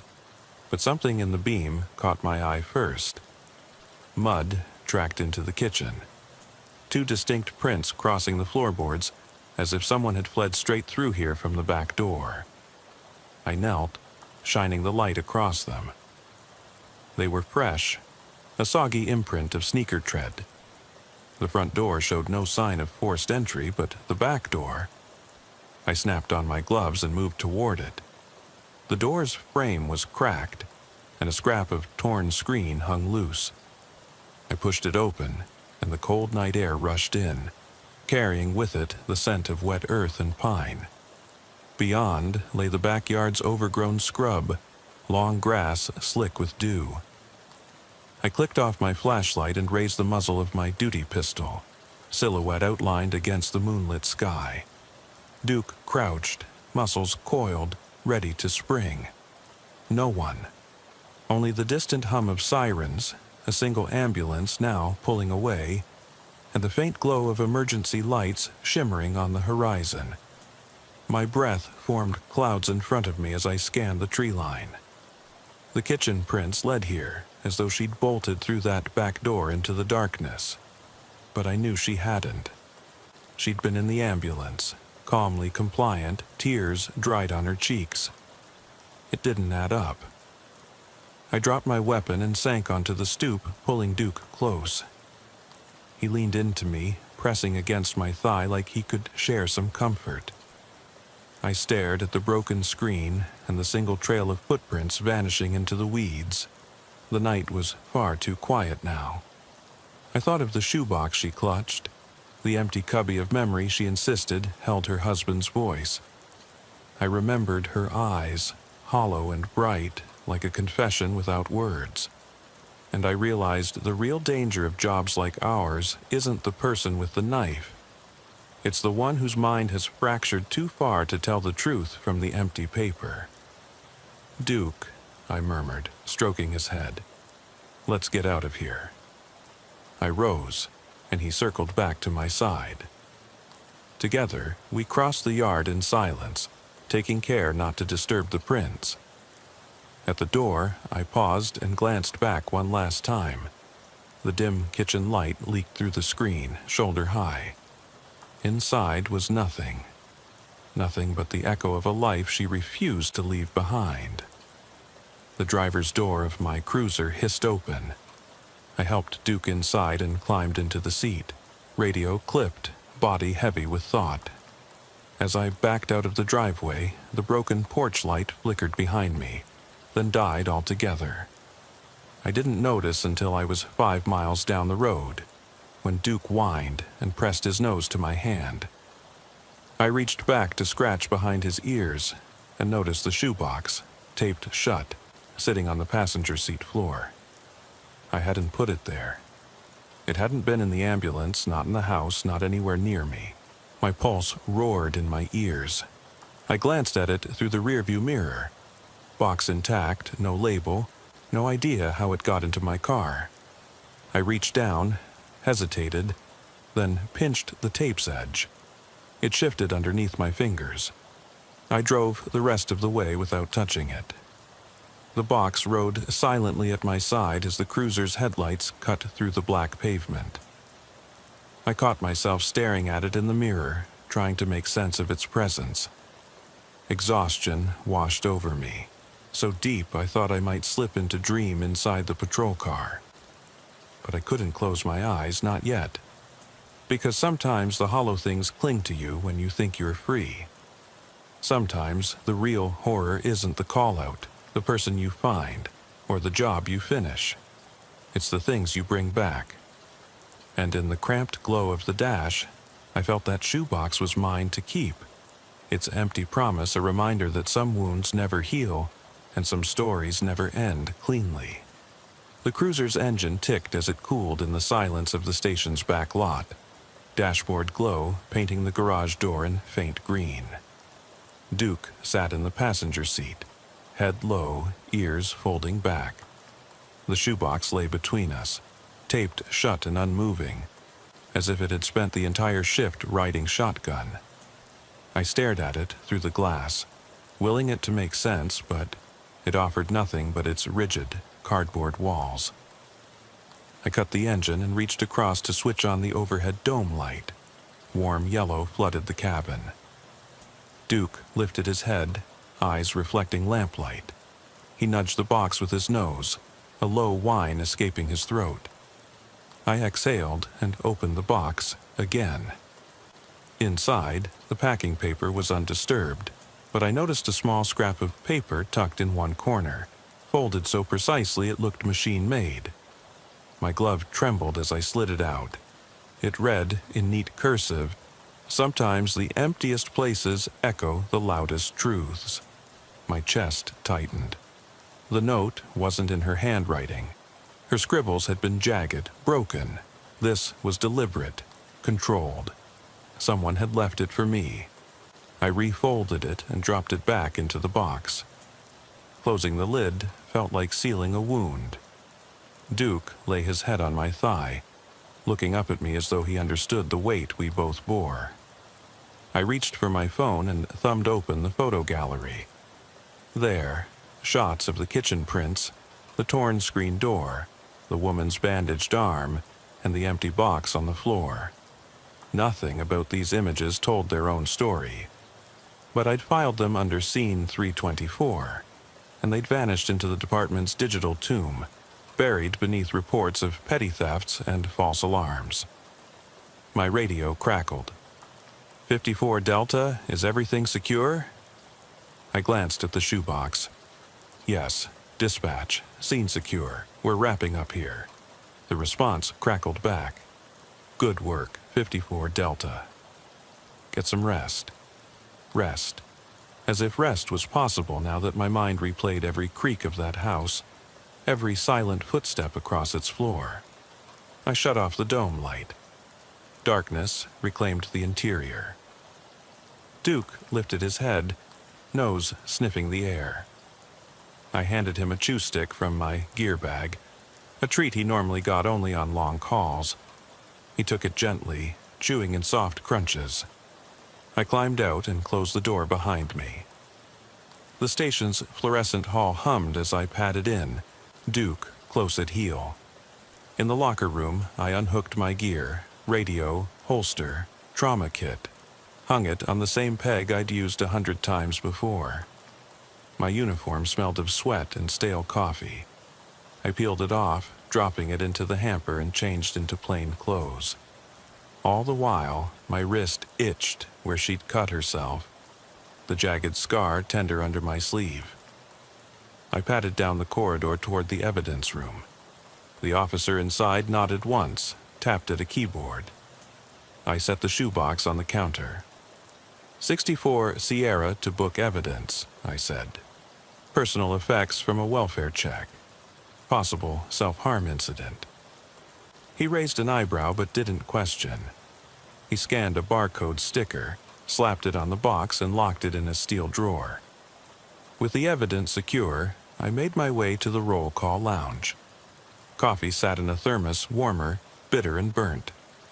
I poured a cup and cradled it between my hands, letting the heat burn into my palms. Duke sat at my feet, head down, tail still. I scratched behind his ears. "You did good," I murmured. He looked up at me, tongue flicking out. I replayed the dispatch call in my head, the neighbor's worried voice, the woman's screams, the emptiness behind her eyes. All those small details. Peeling wallpaper, blacklight panel, screen door ripped open, suddenly felt like pieces of a puzzle I couldn't solve. Each one pointed to something I'd missed. The neighbor had said he heard a man's voice arguing inside, not her. The utility bill in the mailbox was addressed to a widower who died 6 months ago. The ambulance crew reported her name as Jane Doe, not the name the callers gave. I looked down at my coffee. It swirled in dark, concentric circles like a warning. I slammed the mug on the counter. Duke's ears perked. I whispered, "What if she never was who we thought she was?" That thought tore through me. All night, I'd followed the protocols, checked the boxes, taken the prints, written the report. I'd authenticated her trauma, called mental health services, treated her wounds. And yet, I'd learned nothing about who she really was or why she'd set that box in my path. I leaned back, chair creaking under my weight. Duke rested his muzzle on my boot. I closed my eyes. The station's hum faded to static. In that silence, I heard her voice. Fragile, pleading, echoing. They never listen. I stood and grabbed my coat. Duke wagged his tail. "Let's go for another walk," I said.